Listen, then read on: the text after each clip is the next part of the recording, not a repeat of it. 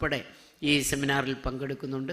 നിങ്ങളുടെയൊക്കെ നിർദ്ദേശങ്ങൾ നമുക്ക് അതുകൂടി ഇതിനകത്ത് ആഡ് ചെയ്തുകൊണ്ട് 31-നകം നമ്മുടെ പാലിലും മുട്ടയിലും അതോടൊപ്പം തന്നെ നമുക്കറിയാം മാംസ്യത്തിലും സ്വയം പര്യാപ്തത കൈവരിക്കുവാൻ ഇപ്പോൾ തന്നെ ഒട്ടേറെ പ്രവർത്തനങ്ങൾ ഞങ്ങൾ ആ മേഖലയിൽ ചെയ്തിട്ടുണ്ട്. മുട്ട ഉൽപ്പാദനത്തിന് പൗൾട്രി കോർപ്പറേഷൻ ഉപയോഗിച്ചുകൊണ്ട് കേരളത്തിലെമ്പാടും മുട്ടക്കോഴികളെ വിതരണം ചെയ്ത് കൂടുതൽ മുട്ട ഉൽപ്പാദിപ്പിക്കുവാൻ മീറ്റ് പ്രോഡക്ട്സ് ഓഫ് ഇന്ത്യ ഉൾപ്പെടെയുള്ള കെപ്കോ ഉൾപ്പെടെയുള്ള സ്ഥാപനങ്ങളെ ഉൾപ്പെടുത്തിക്കൊണ്ട് നമുക്ക് കൂടുതൽ മാംസം കേരളത്തിൽ ഉൽപ്പാദിപ്പിക്കുക, പുതിയ ചില സംരംഭങ്ങൾ ഉൾപ്പെടെ കോടിക്കണക്കിന് രൂപ ചെലവഴിച്ചുകൊണ്ട് അതുൾപ്പെടെ കൊണ്ടുവന്നുകൊണ്ടാണ് മൃഗസംരക്ഷണ ക്ഷീരവികസന മേഖല 2031 നമുക്ക് ഈ മേഖലയിൽ വരുത്തുന്ന മാറ്റങ്ങൾ ഉൾപ്പെടെ നിങ്ങളുടെ മുമ്പിൽ ഞങ്ങൾ അവതരിപ്പിക്കപ്പെടുന്നത്.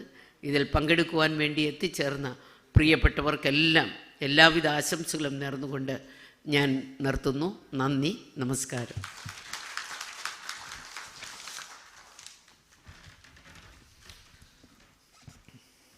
നന്ദി ബഹുമാനപ്പെട്ട animal husbandry dairying minister madam Chinchurani. Madam പറഞ്ഞതുപോലെ വളരെ ഫിനോമിനലായിട്ടുള്ള ഒരു ഗ്രോത്താണ് ഈ സെക്ടറിൽ മാഡം നേതൃത്വം കൊടുത്തത്. അടുത്തതായി നമ്മുടെ ബഹുമാനപ്പെട്ട ഫിഷറീസ് വകുപ്പ് മന്ത്രി സജി ചെറിയാൻ സാറിനെ ക്ഷണിച്ചോളൂ.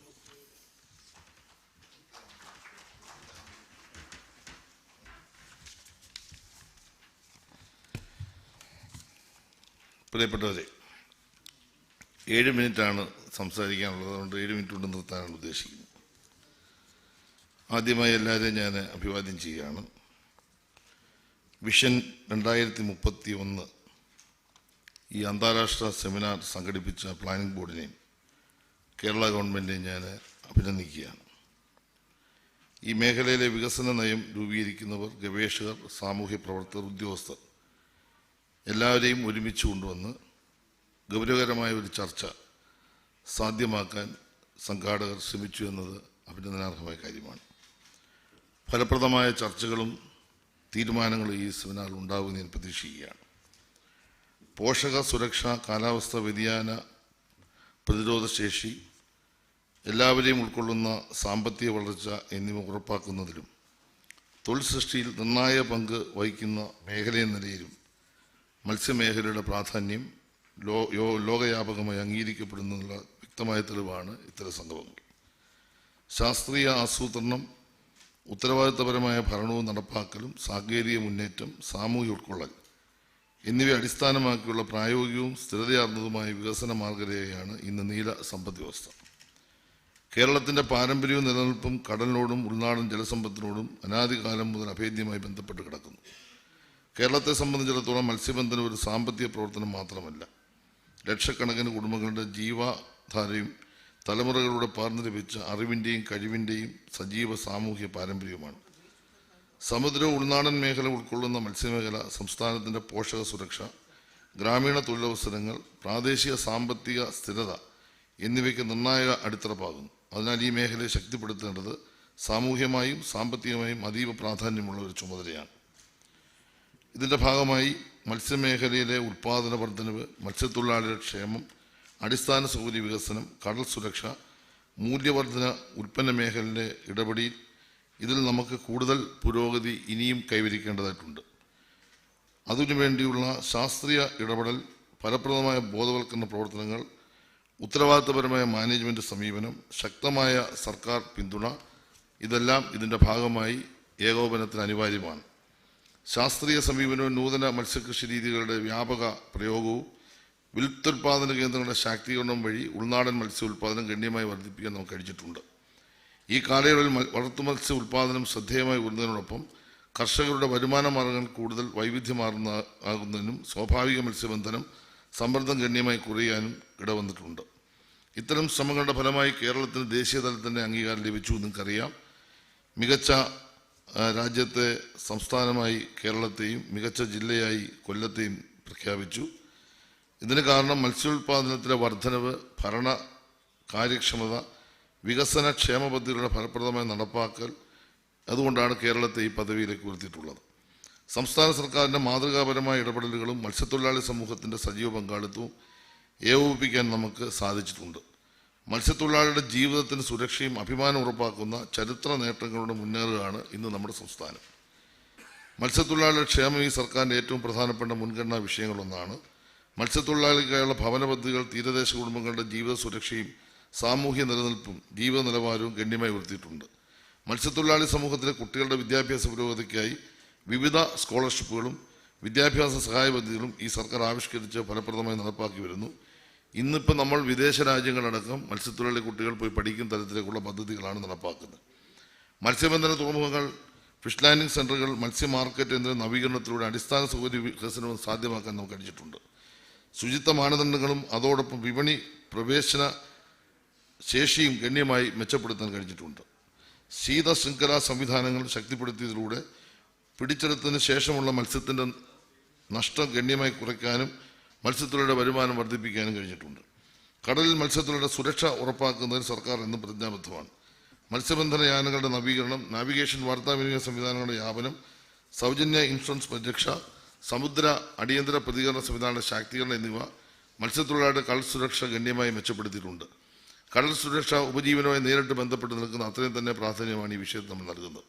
സംഘടിത റീറ്റെയിൽ ശൃംഖലകൾ, ആധുനിക ഫിഷ് മാർക്കറ്റുകൾ, മൊബൈൽ വിൽപ്പന കേന്ദ്രങ്ങൾ, ഡിജിറ്റൽ പ്ലാറ്റ്ഫോമുകൾ വഴി മത്സ്യവിപണന സംവിധാനവും മൂല്യശൃംഖലയും ഗണ്യമായി വിപുലീകരിച്ചിട്ടുണ്ട്. മത്സ്യത്തൊഴിലാളി വനിതകൾക്കും സംരംഭകർക്കും സർക്കാർ വ്യാപകമായ സംരംഭക പിന്തുണയും പ്രോത്സാഹനം നൽകി.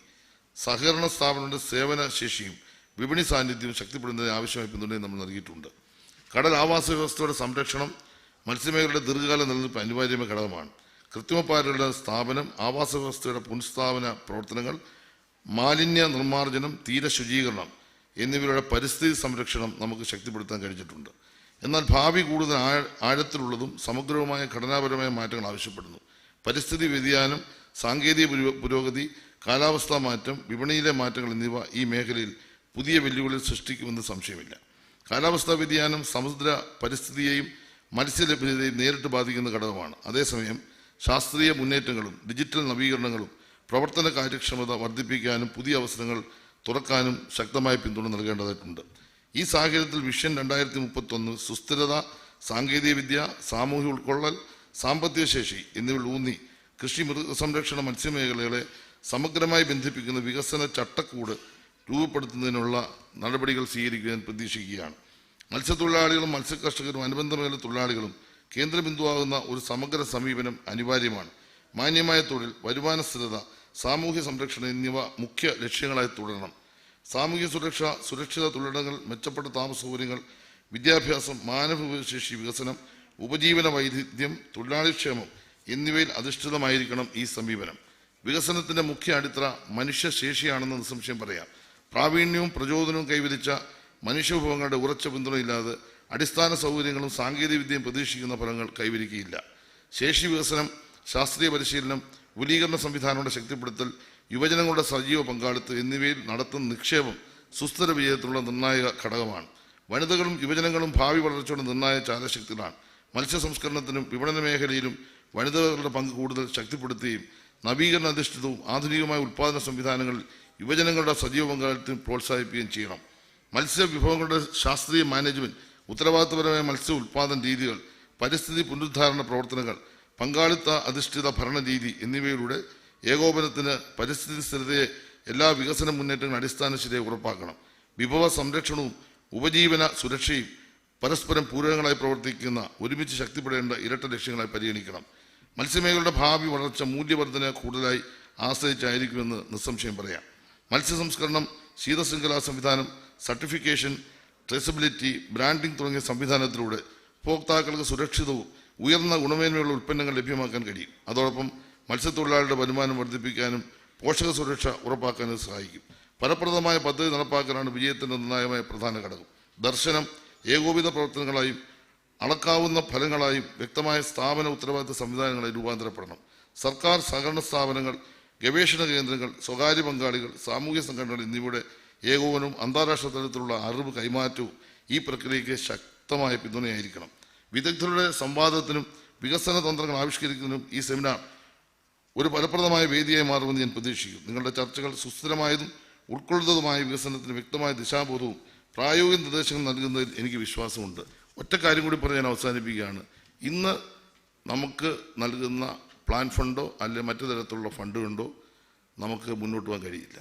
അതുകൊണ്ടുകൂടി പണം വേണമെന്നല്ല ഈ പറഞ്ഞതിൻ്റെ അർത്ഥം. കാരണം കേരളത്തിൽ 2 സെക്ടറിനെ നമ്മൾ ശരിക്കും കോൺസെൻട്രേറ്റ് ചെയ്യണമെന്നാണ് എൻ്റെ ഈ 5 വർഷത്തെ എക്സ്പീരിയൻസ് കൊണ്ട് ഞാൻ പറയുന്നത്. അതിലേറ്റവും പ്രധാനം ഫിഷറീസാണ്, 2 ടൂറിസമാണ്. ഈ 2 സെക്ടറിന് ആവശ്യം പോലെ പണം കൊടുക്കണം.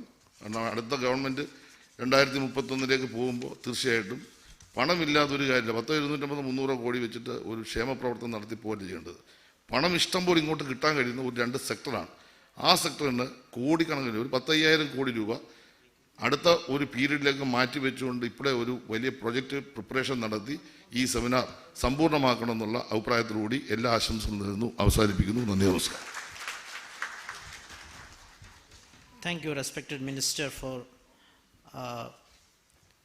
pointing out the vital issues of resource crunch and at the same time stressing the need for further development of the sector. I now get into the discussions that we have to conduct here. First, we have the recorded speech of the guest from Vietnam, Dr. Cao Du Phat. He is a former Minister for Agriculture and Rural Development of Vietnam. He offers valuable international perspectives on agriculture modernization and rural transformation. We have a recorded video from Dr. Cao Du Phat. Ladies and gentlemen, first of all, allow me to express my deep gratitude to Kerala State Planning Board for inviting me to participate on this important meeting. However, due to the circumstance, I cannot join you in person. Allow me to make my presentation online. The topic of my presentation is Modernizing Agriculture, Livestock and Fishery Vietnam case. As you know, agriculture, livestock and fishery are important economic sectors. They have also many social and environmental functions. To cope with challenges and maintain high growth, meet increasing demand for food, this sector must be modernized. In last century, most countries around the world have been trying to modernize their agriculture, livestock and fishery, but results were different. The question is how to conduct modernization effectively. I will share some ideas I learned from Vietnam experiences in last 4 decades. When think of modernization, most people would think of technology application. However, modernization has broader meaning.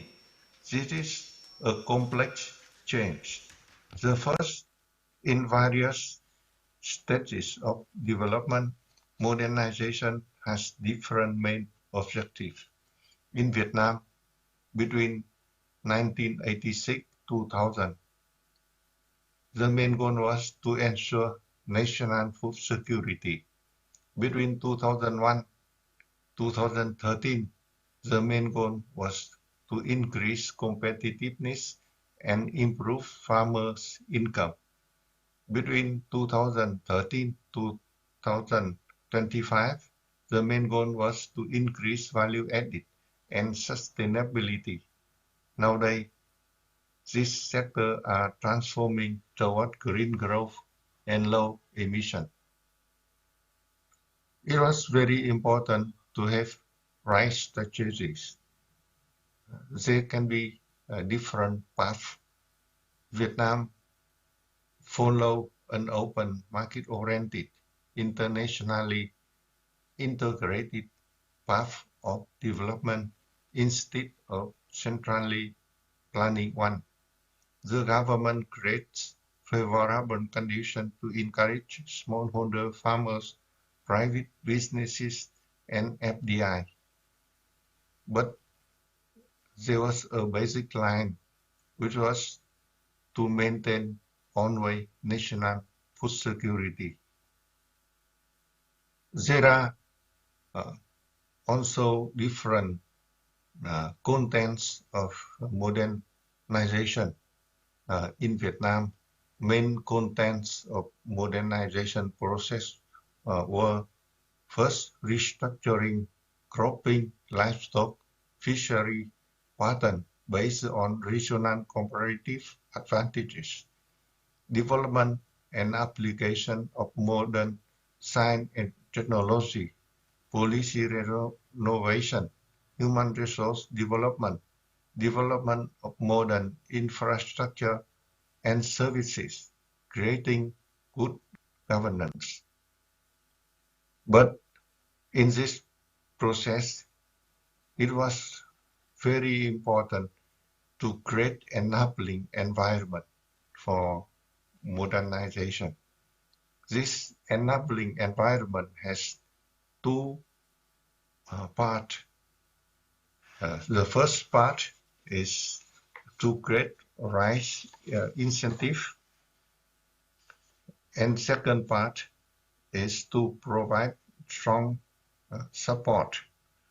Right policy incentive are those increasing fair benefits of all participants of value chains, creating level playing field for all participants, ensuring equitable development across social groups and regions, promoting development of those subsectors which have comparative advantages of a country or region, promoting efficient and sustainable utilization of local natural resources, environment protection, adaptation, and mitigation of climate change, ensuring national or regional basic interests like food security or water security. The better way for creating such incentive is to use transparent, market-oriented policies plus minimum administrative controls.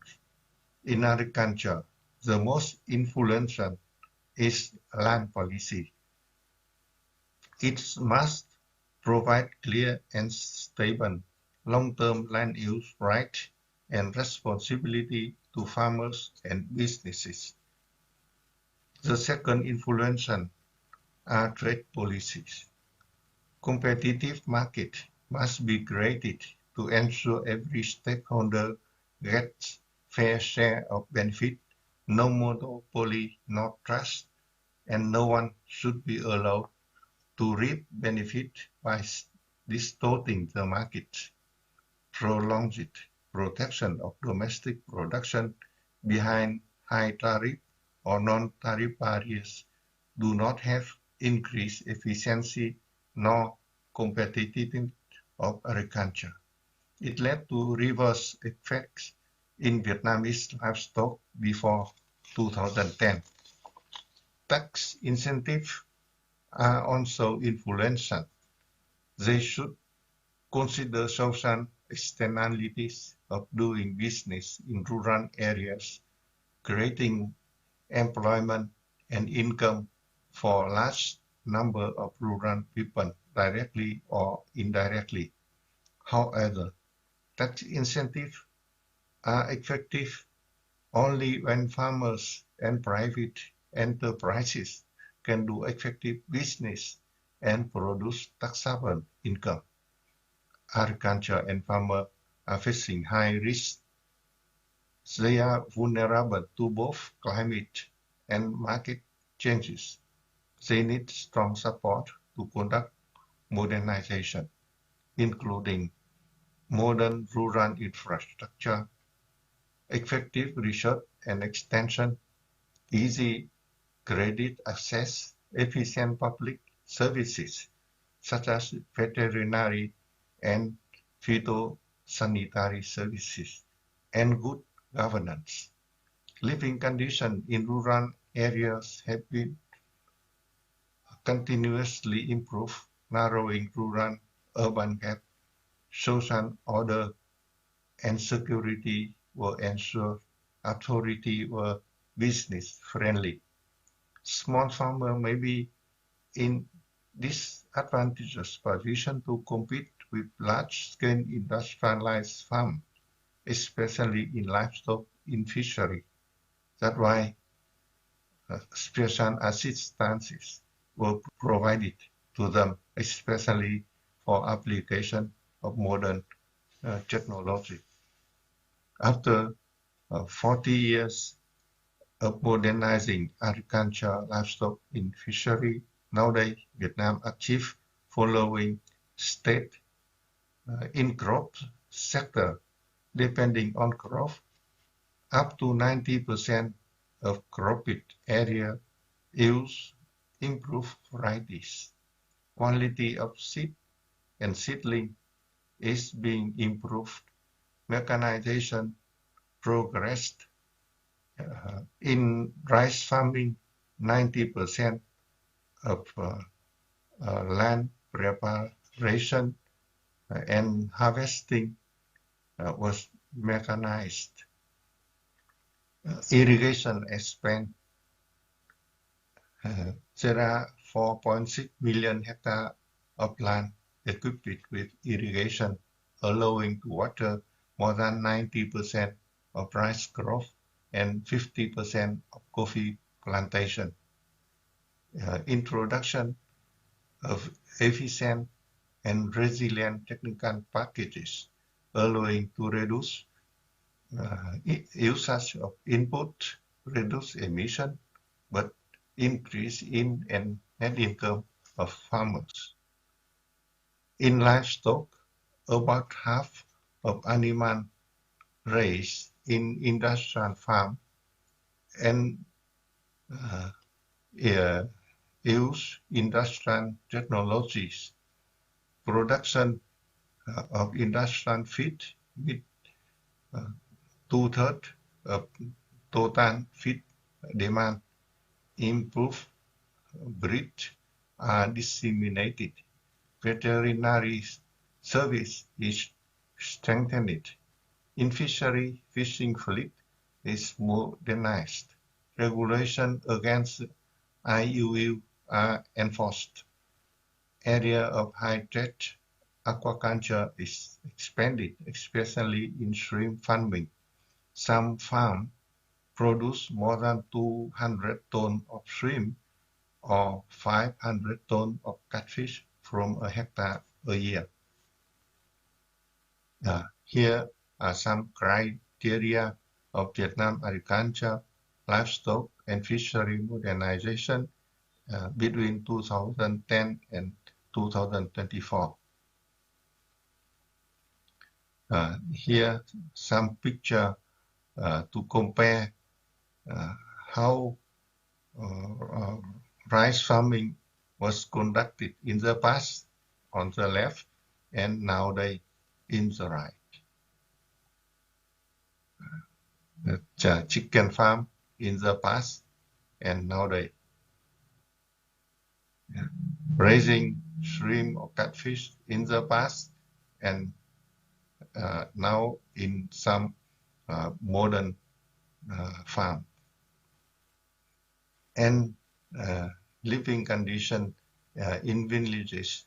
On the left, how Vietnamese village look in the past and nowadays.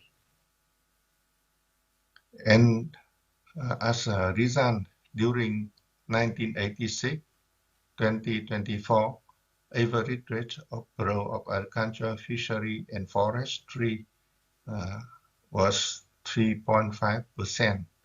Rice production went up 2.7 times. Between 1990 and 2024, production of coffee went up 22 times, rubber 23 times, pepper 29 times. Head of poultry went up 5.5 times. Head of pigs 2.2 times, of cows 2 times. Fishery production went up 11 times, and value of export of agriculture and fishery and forestry product in 2024 was $62.5 billion. So from Vietnamese experiences for last 40 years of modernization of agriculture, livestock, and fishery, we can make following conclusion.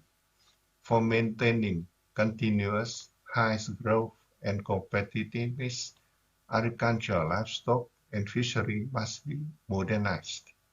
For modernization to succeed, it is necessary to have clear goal, right strategy, conduct complex measures. The most important is to create right incentive and supporting environment for farmers, businesses, and other stakeholders to participate efficiently. Thank you for your kind attention.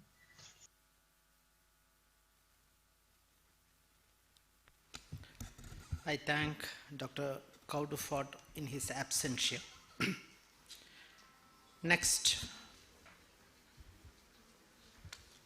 we have an eminent scientist who has worked extensively in rice. Dr. C. Vishwanathan from Indian Agriculture Research Institute. He contributes his expertise in crop science and productivity enhancement, and has really contributed in the genetic field, genetic improvement of rice in the country. He is presently the Joint Director Research of Indian Agriculture Research Institute. We are thankful to you, sir. Please come on stage.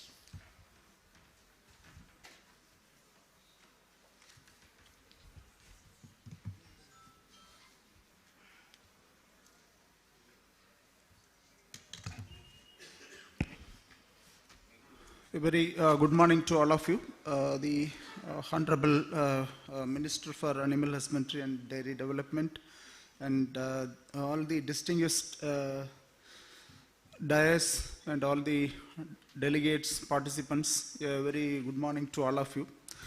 From the morning start of the session, most of the points which I was thinking to cover, many points have been touched upon, and I thank really the State Planning Board for giving me an opportunity. This is an wonderful opportunity where the scientists, planners, policymakers, and the government sit together, and they are planning for the Vision 2031 of the Kerala. I am sure this is 50% success. So today I will be mainly touching upon the agriculture sector, what the state in the Kerala and how we can improve. So today Indian agriculture has made tremendous achievement with the food grain production touching more than 350 million tonnes today, and also the agriculture production, horticulture production surpassing about 360 million tonnes. So with this, our government has set a vision for 2047, although it is a very long-term vision, but the targets are very clear, where we need to produce about 520 million tonnes of food grains and about 600 million tonnes of horticulture produce.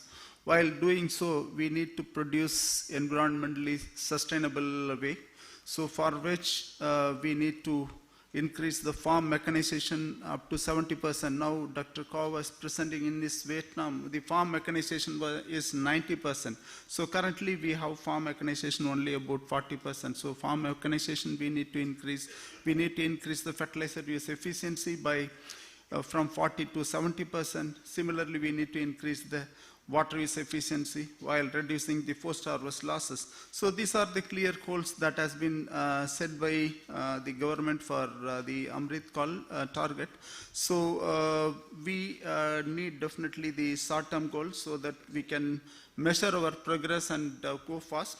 So yeah, here I will briefly touch upon some of the aspects that may be considered by the state planning board, and I am sure many of them are already in consideration.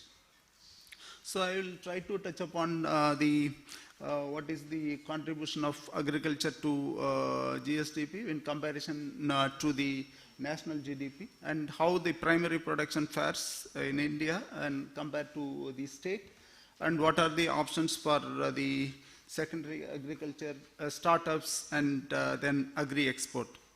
So this says how the gross domestic production of the country progresses. We are almost 4 trillion economy now, and India projected to about 7 trillion economy. And if you see the progress over the last 1 decade, the agriculture maintained its contribution. That is about 17 to 18% of the GDP contribution comes from the agriculture. But if you see the Kerala GSDP, we can see that the GDP growth is in progress.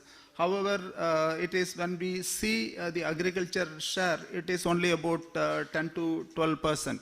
So this, when compared to the national contribution of agriculture in the national GDP, the contribution of agri-GDP in Kerala state, it is relatively less. So I am sure this conference will come upon some clear policy options so that we can increase the contribution of agriculture to the state gross domestic production. And within the agriculture, it is agriculture, forestry, and fishing is there. And this share we need to bifurcate into different component, and then we need to see how each of these component need to be increased so that the gross value added from each of these sector can be enhanced further. And if when Professor Ramkumar was talking about, we need to see the state, the resources and the limitations, then we can plan our strategy, which is very true.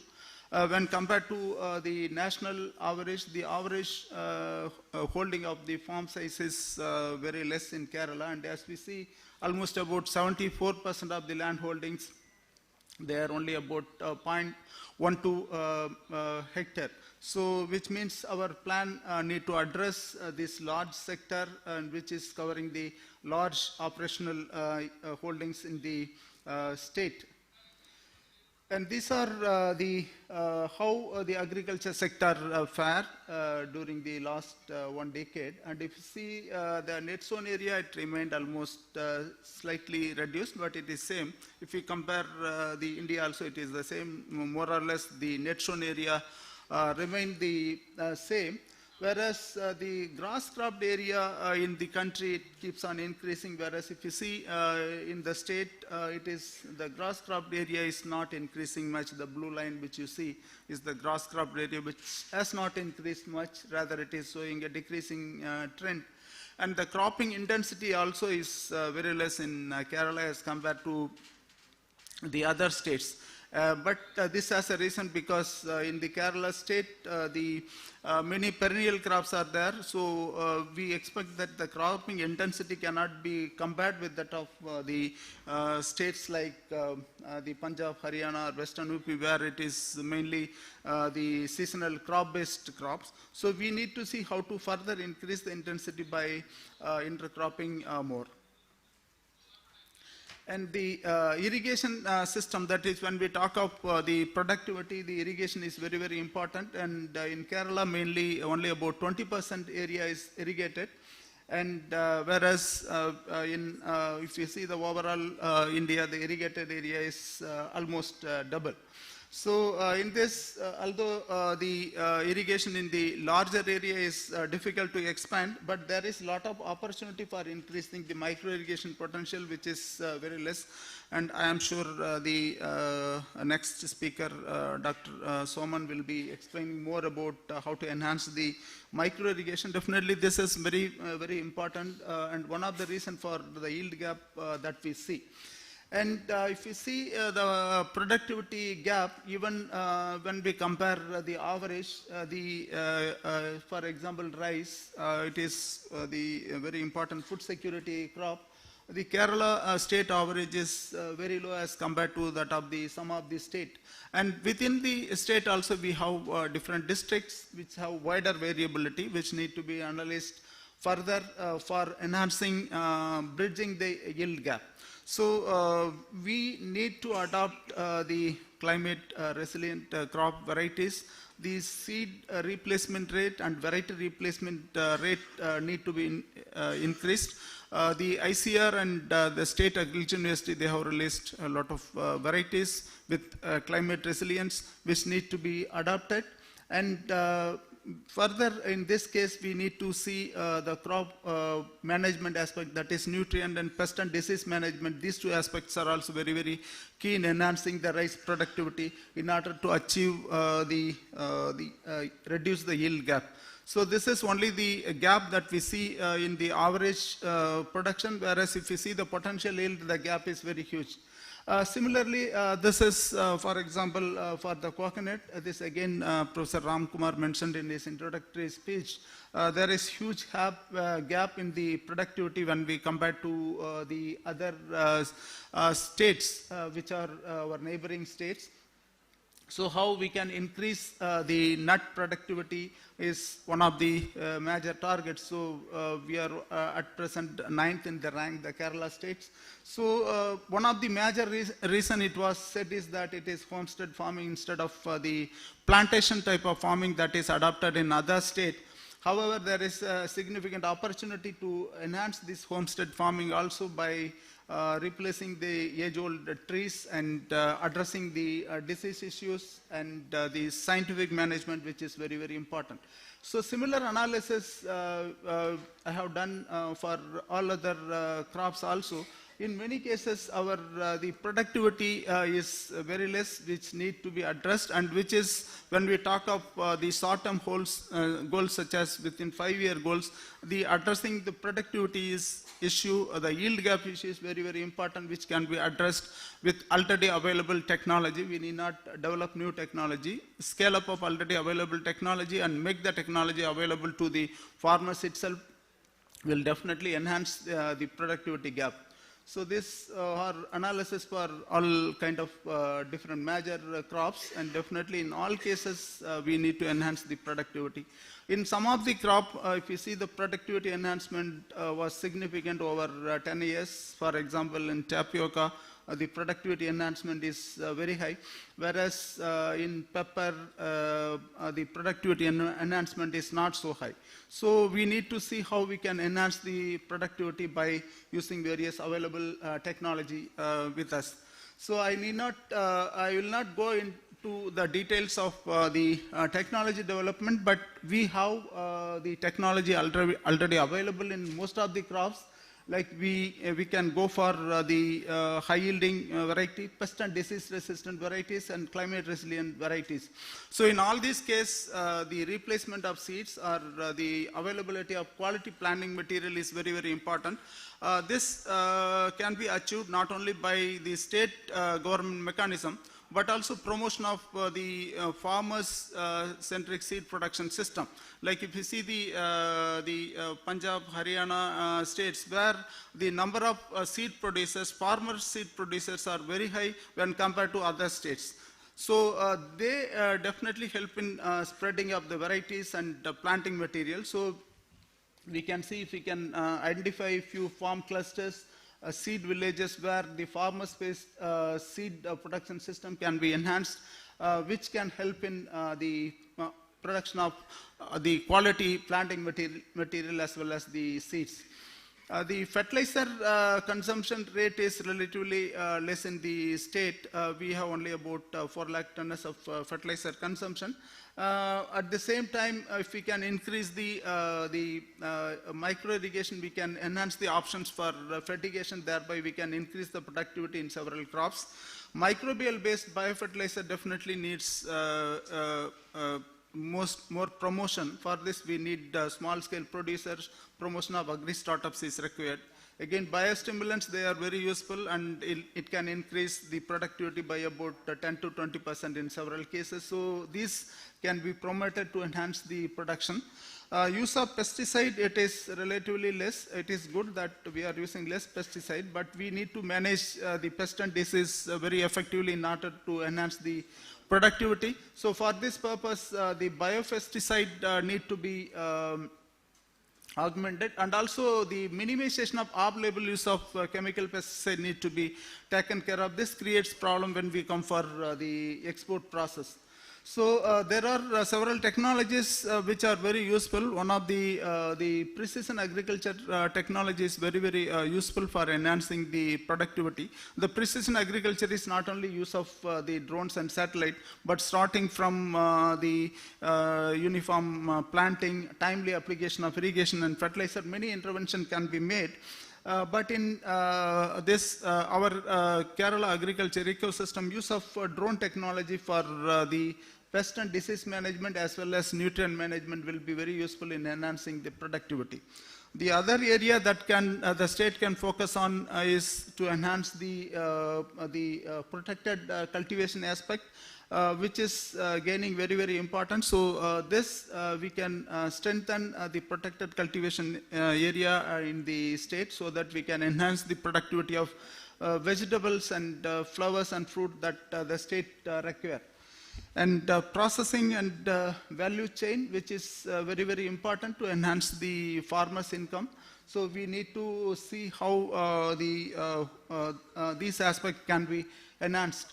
Agri-entrepreneurship is again very important, because when we increase the productivity, primary production, the farmer's income can be further added by enhancing the agri-entrepreneurship. So I think the state government is promoting the agri-entrepreneurship in a big way, and the central government also, several schemes are available and several incubation centers are there where the agri-entrepreneurship can be promoted in the selected area. So these are some of the areas where agri-entrepreneurship can be promoted. Only one is in the clean plant and quality planting material availability, and another one is soil health management and vertical farming, precision farming, digital platforms, and bio inputs for sustainable agri product, post-harvest processing, and waste to wealth, and secondary agriculture. And medicinal plant is one of the important area where the state can focus. Currently, this area is very less, and value chain creation is very important. And export promotion is another important area to enhance the farmer's income. Currently, the Kerala is ranking 11th in the export preparedness index. So I am sure this can be enhanced further, so that when we compare to other states, our export preparedness is less. So we need to see what are the options available to enhance the export preparedness. So because our agriculture crops like spices and marine products and the organic, inorganic chemicals and several we are exporting from the Kerala, which needs our export preparedness need to be increased.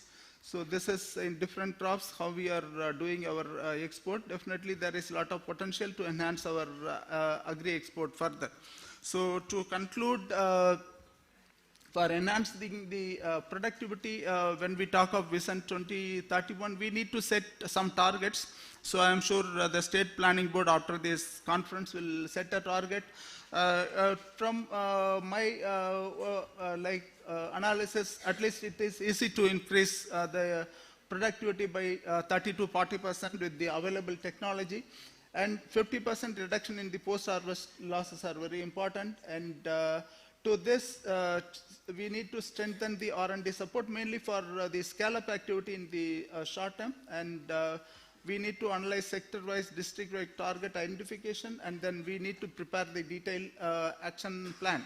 So while doing so, preparing the Vision 2031, we need to also prepare a long-term vision so that it is in alignment with the long-term vision. So with this, I thank for your passionate listening. I thank the Kerala State Planning Board for inviting me for this presentation. Thank you very much. Thank you.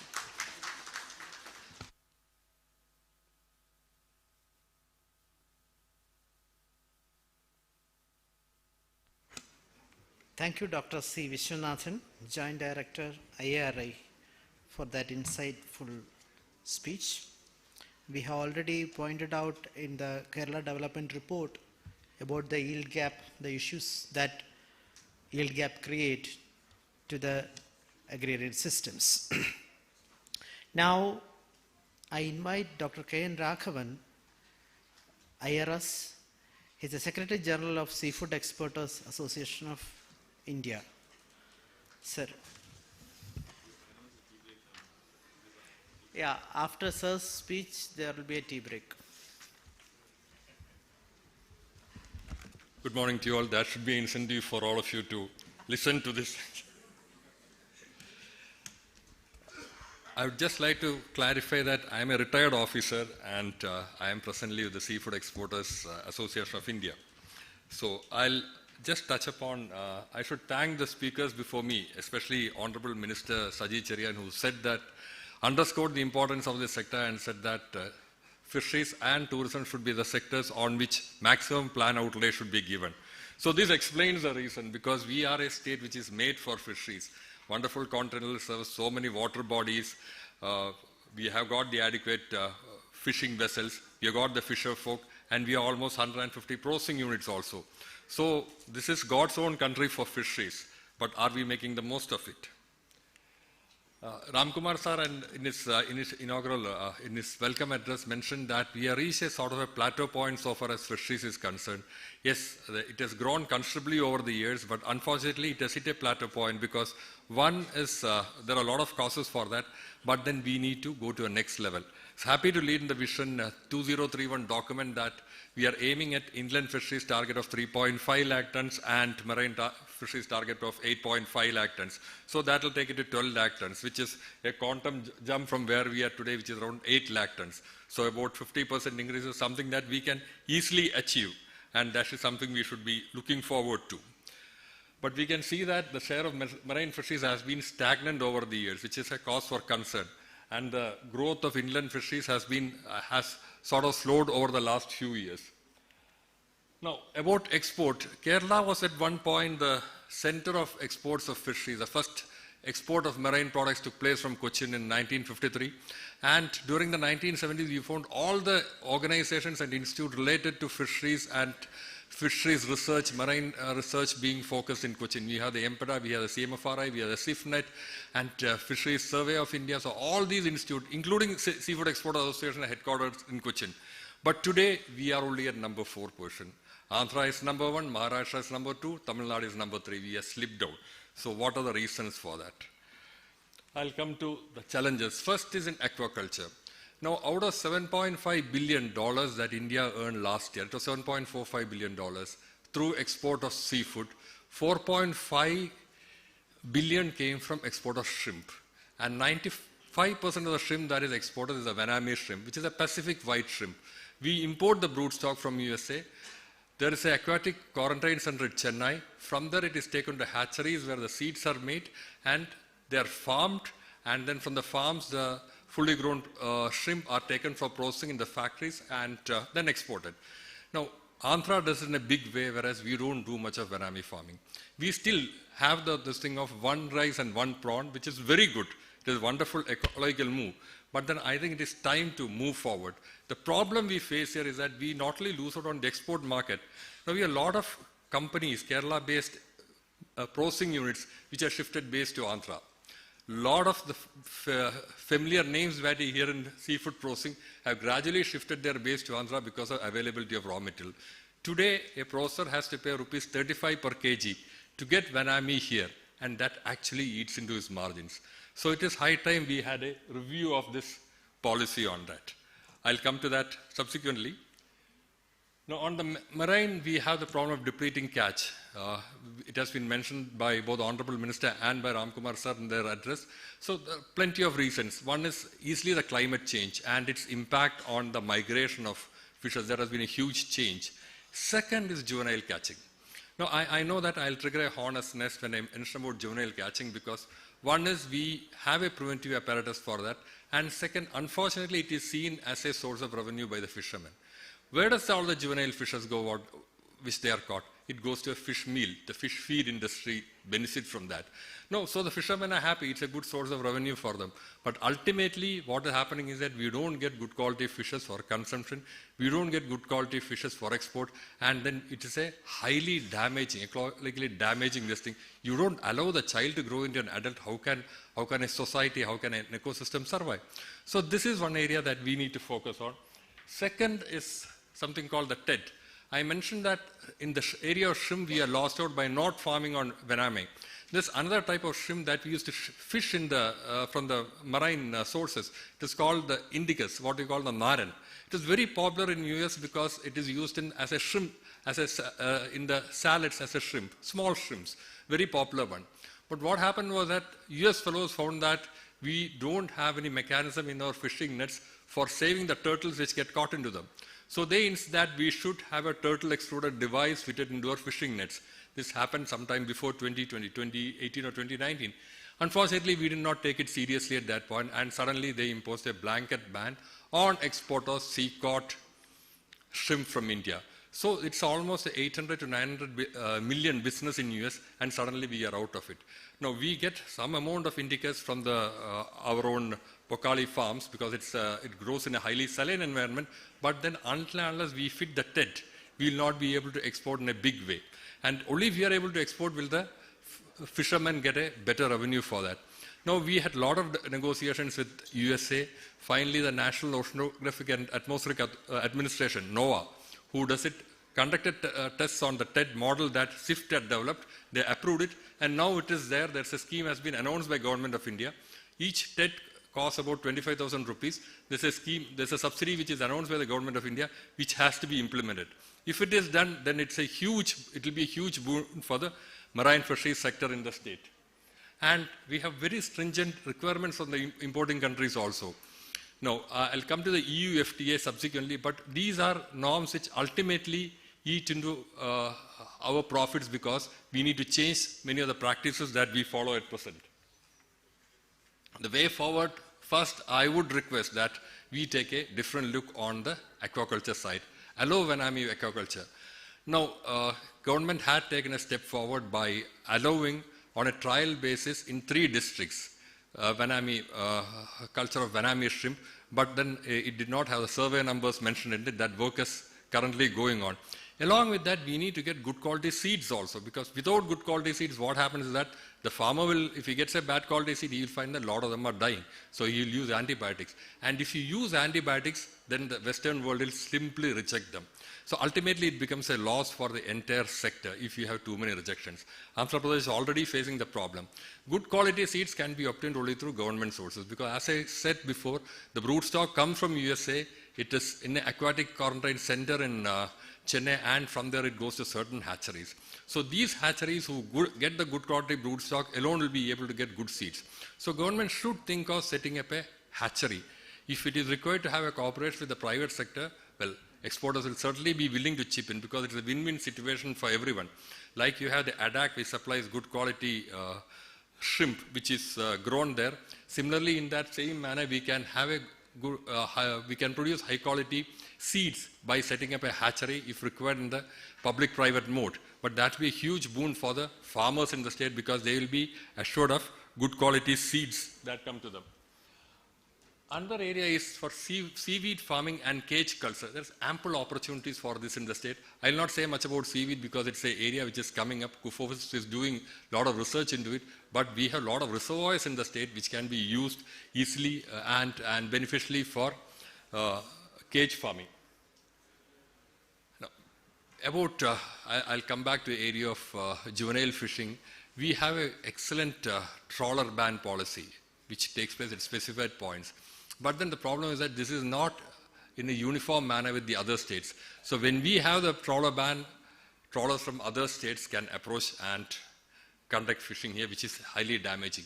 So I think the states should all coordinate. This proposal has been there. We have requested the union government also. I think Kerala, being the leading state as far as marine fisheries is concerned, should take the lead and have a uniform trawler policy so that all the states together implement this. Then only will it become effective. So that is one point which we should do. 2, crack down on juvenile fishing in a big way. We know that a lot of measures are being taken. Namaskaram, sir. You know that a lot of measures are being taken to tackle the problem of juvenile fishing, but then it continues. We are putting, inspectors are putting fines and penalties on the fishing boats, but I would recommend something that if a fishing boat is caught with juvenile catch, the best thing is to put the boat out of action for 2 months. Then only the message will go through. Second, we should control the mesh size. If the mesh size are proper, then juvenile catch will not be a problem. So these 2 measures may kindly be considered at the various levels by the state government. We need to have closer coordination. And as I said earlier, sustainability is coming into in a big way. Now, all our practices not only need to be sustainable, but they need to be certified as sustainable, which is the second step. Kerala is in advantageous position because we have a lot of good practices, both in the area of fishing as well as in the area of labor management. But at a lot of times, it gets a greater impact, it fetches a better value if you are able to get it certified by an international agency. So certification of some of our homegrown species, like karikadi, cuttlefish, squid, these can be done so that this fetches a better market. Now, about infrastructure, now we have, I'll give the example of tuna. Now, tuna is caught normally by vessels which go out into the sea, into the exclusive economic zone. And these boats are there in the sea for almost 5 to 7 or even longer than that. So as a first, this thing, tuna has to be served fresh. Only fresh tuna fetches a good price. Fresh tuna fetches a price of $10 to $12 per kg. But what happens is that the tuna that we sell fetch only a price of $2 to $3 per kg. Why? Because of poor infrastructure and poor knowledge by the fisherman about how to catch tuna, how to bleed it, and we don't have freezing facilities in the boat, nor do we have processing facilities in the harbor.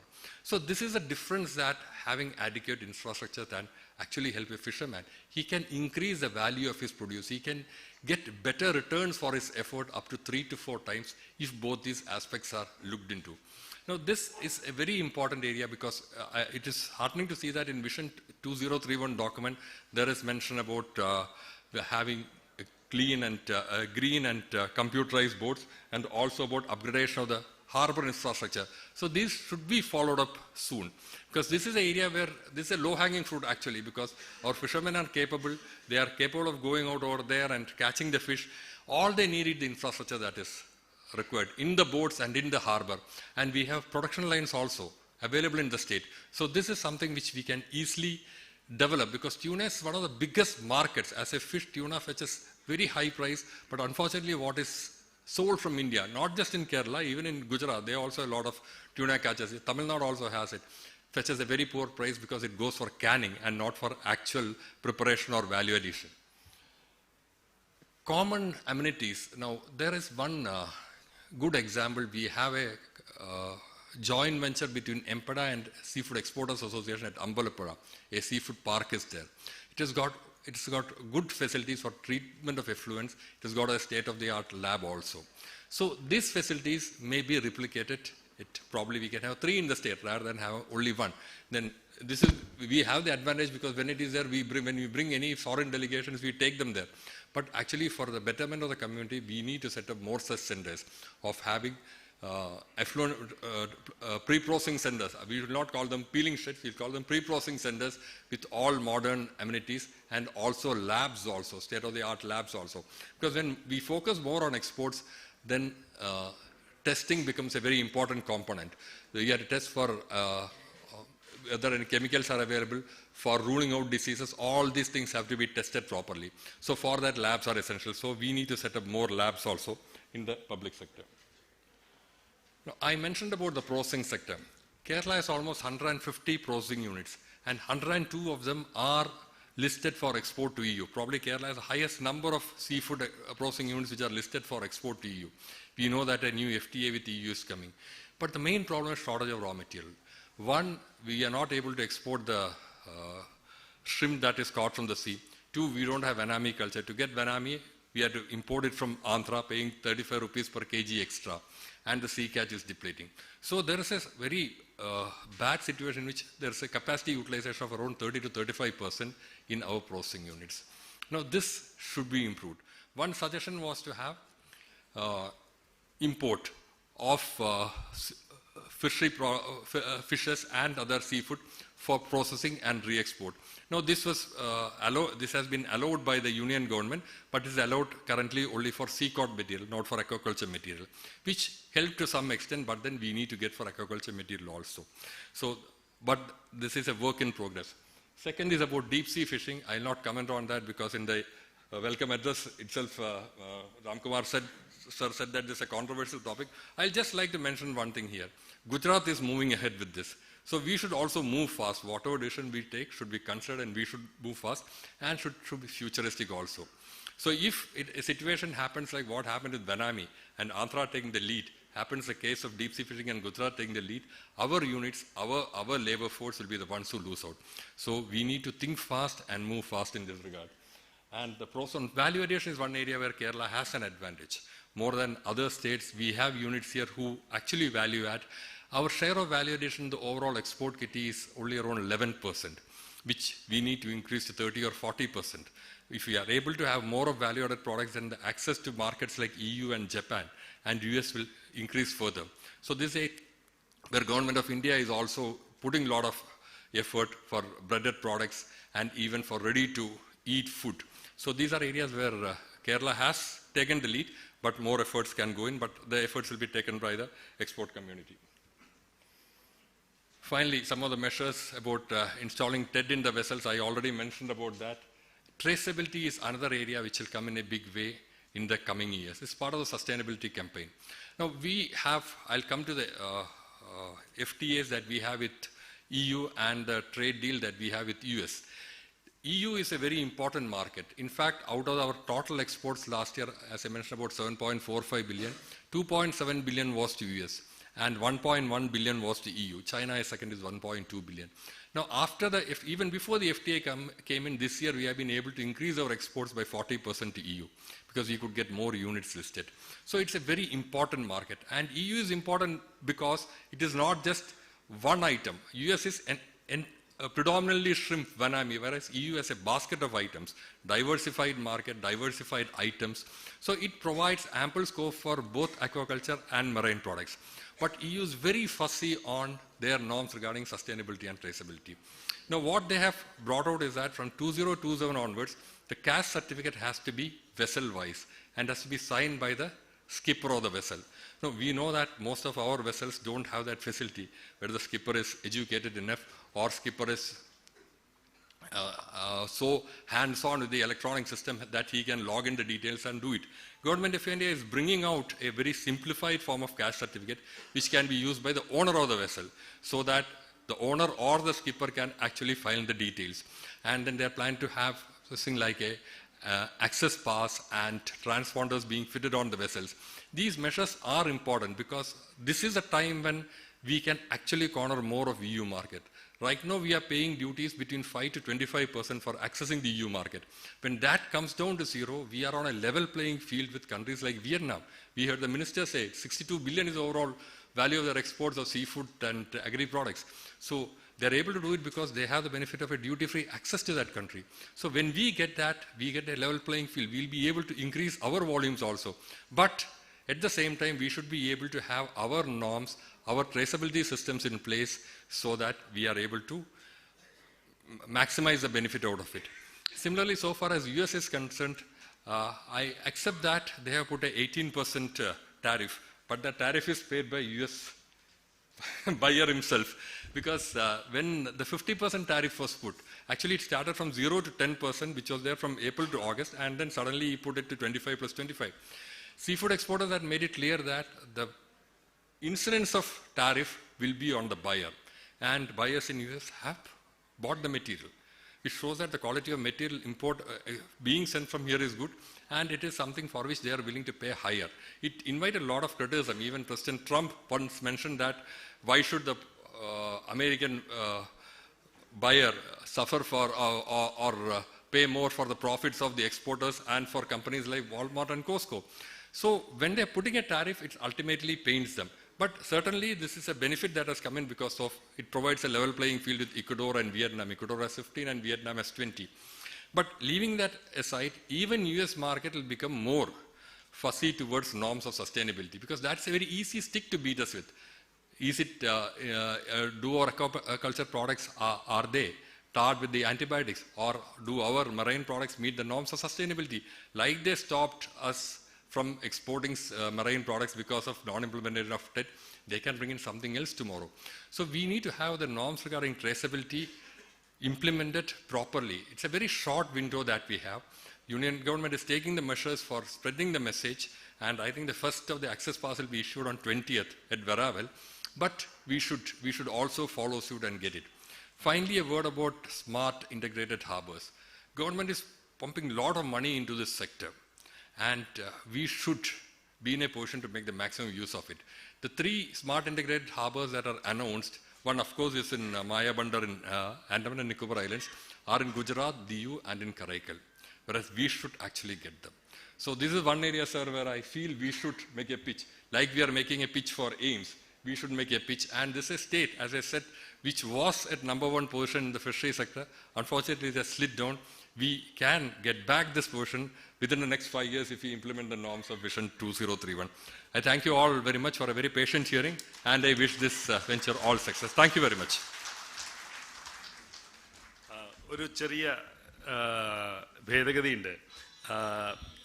പുറത്ത് എല്ലാവർക്കും ഒരുമിച്ച് ചായയും കാപ്പിയും കുടിക്കാനായിട്ടുള്ള സ്ഥലം കുറവുണ്ട്.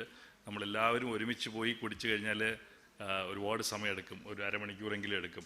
അപ്പോൾ 2 പ്രധാനപ്പെട്ട ഭേദഗതികളാണ് എനിക്ക് നിർദ്ദേശിക്കാനുള്ളത്. ഒന്ന്, ബഹുമാനപ്പെട്ട മന്ത്രി പി പ്രസാദ്, അദ്ദേഹം ഇവിടെ എത്തിയിട്ടുണ്ട്. വളരെ തിരക്ക് പിടിച്ച വൈഗ എക്സിബിഷൻ നടക്കുന്നുണ്ട്. അതിൻ്റെ തിരക്കിൽ നിന്ന് അല്പസമയത്തേക്ക് അദ്ദേഹം നമ്മോടൊപ്പം ചേരാനായിട്ട് എത്തിയതാണ്. അദ്ദേഹം ഇപ്പോൾ വളരെ ചുരുങ്ങിയ വാക്കുകളിൽ നമ്മളോട് സംസാരിക്കും. അദ്ദേഹത്തിന് പോകേണ്ടതുണ്ട്. അതിനുശേഷം ആർക്കൊക്കെയാണോ ചായയും കാപ്പിയും കുടിക്കേണ്ടത്, കുറച്ച് പേര് മാത്രമായിട്ട് പോയിട്ട് കുടിച്ചിട്ട്, എല്ലാവരും ഒരുമിച്ച് പോകരുത്, കുറച്ച് പേര് മാത്രമായിട്ട് പോവുക. അത്യാവശ്യമുള്ളവർ ആദ്യം പൊക്കൊള്ളുക, കുടിച്ചിട്ട് തിരിച്ചു വരിക. നമുക്ക് വളരെ സൈലൻ്റായിട്ട് നമുക്കിത് ഈ പ്രോസസ്സ് നമുക്ക് അടുത്തൊരു 15-20 മിനിറ്റ് കൊണ്ട് കംപ്ലീറ്റ് ചെയ്ത് കഴിഞ്ഞാൽ നമുക്ക് ഒരു ബ്ലോക്ക് ഇല്ലാതെ സ്മൂത്തായിട്ട് നമുക്ക് ഈ പ്രോഗ്രാം മുമ്പോട്ട് കൊണ്ടുപോകാം. സമയത്തിന് തീർക്കുകയും ചെയ്യാം. ഏറ്റവും പ്രധാനമായിട്ട് ഉച്ചഭക്ഷണം കൃത്യസമയത്ത് കഴിക്കുകയും ചെയ്യാം. ഇത്രയും ഗുണഗണങ്ങൾ ഉള്ളത് കൊണ്ട് എല്ലാവരും എന്നോട് യോജിക്കുമെന്നാണ് ഞാൻ പ്രതീക്ഷിക്കുന്നത്. സംസാരിക്കാനായിട്ട് ബഹുമാനപ്പെട്ട മന്ത്രി പി പ്രസാദിനെ ഞാൻ ബഹുമാനപൂർവ്വം ക്ഷണിക്കുന്നു.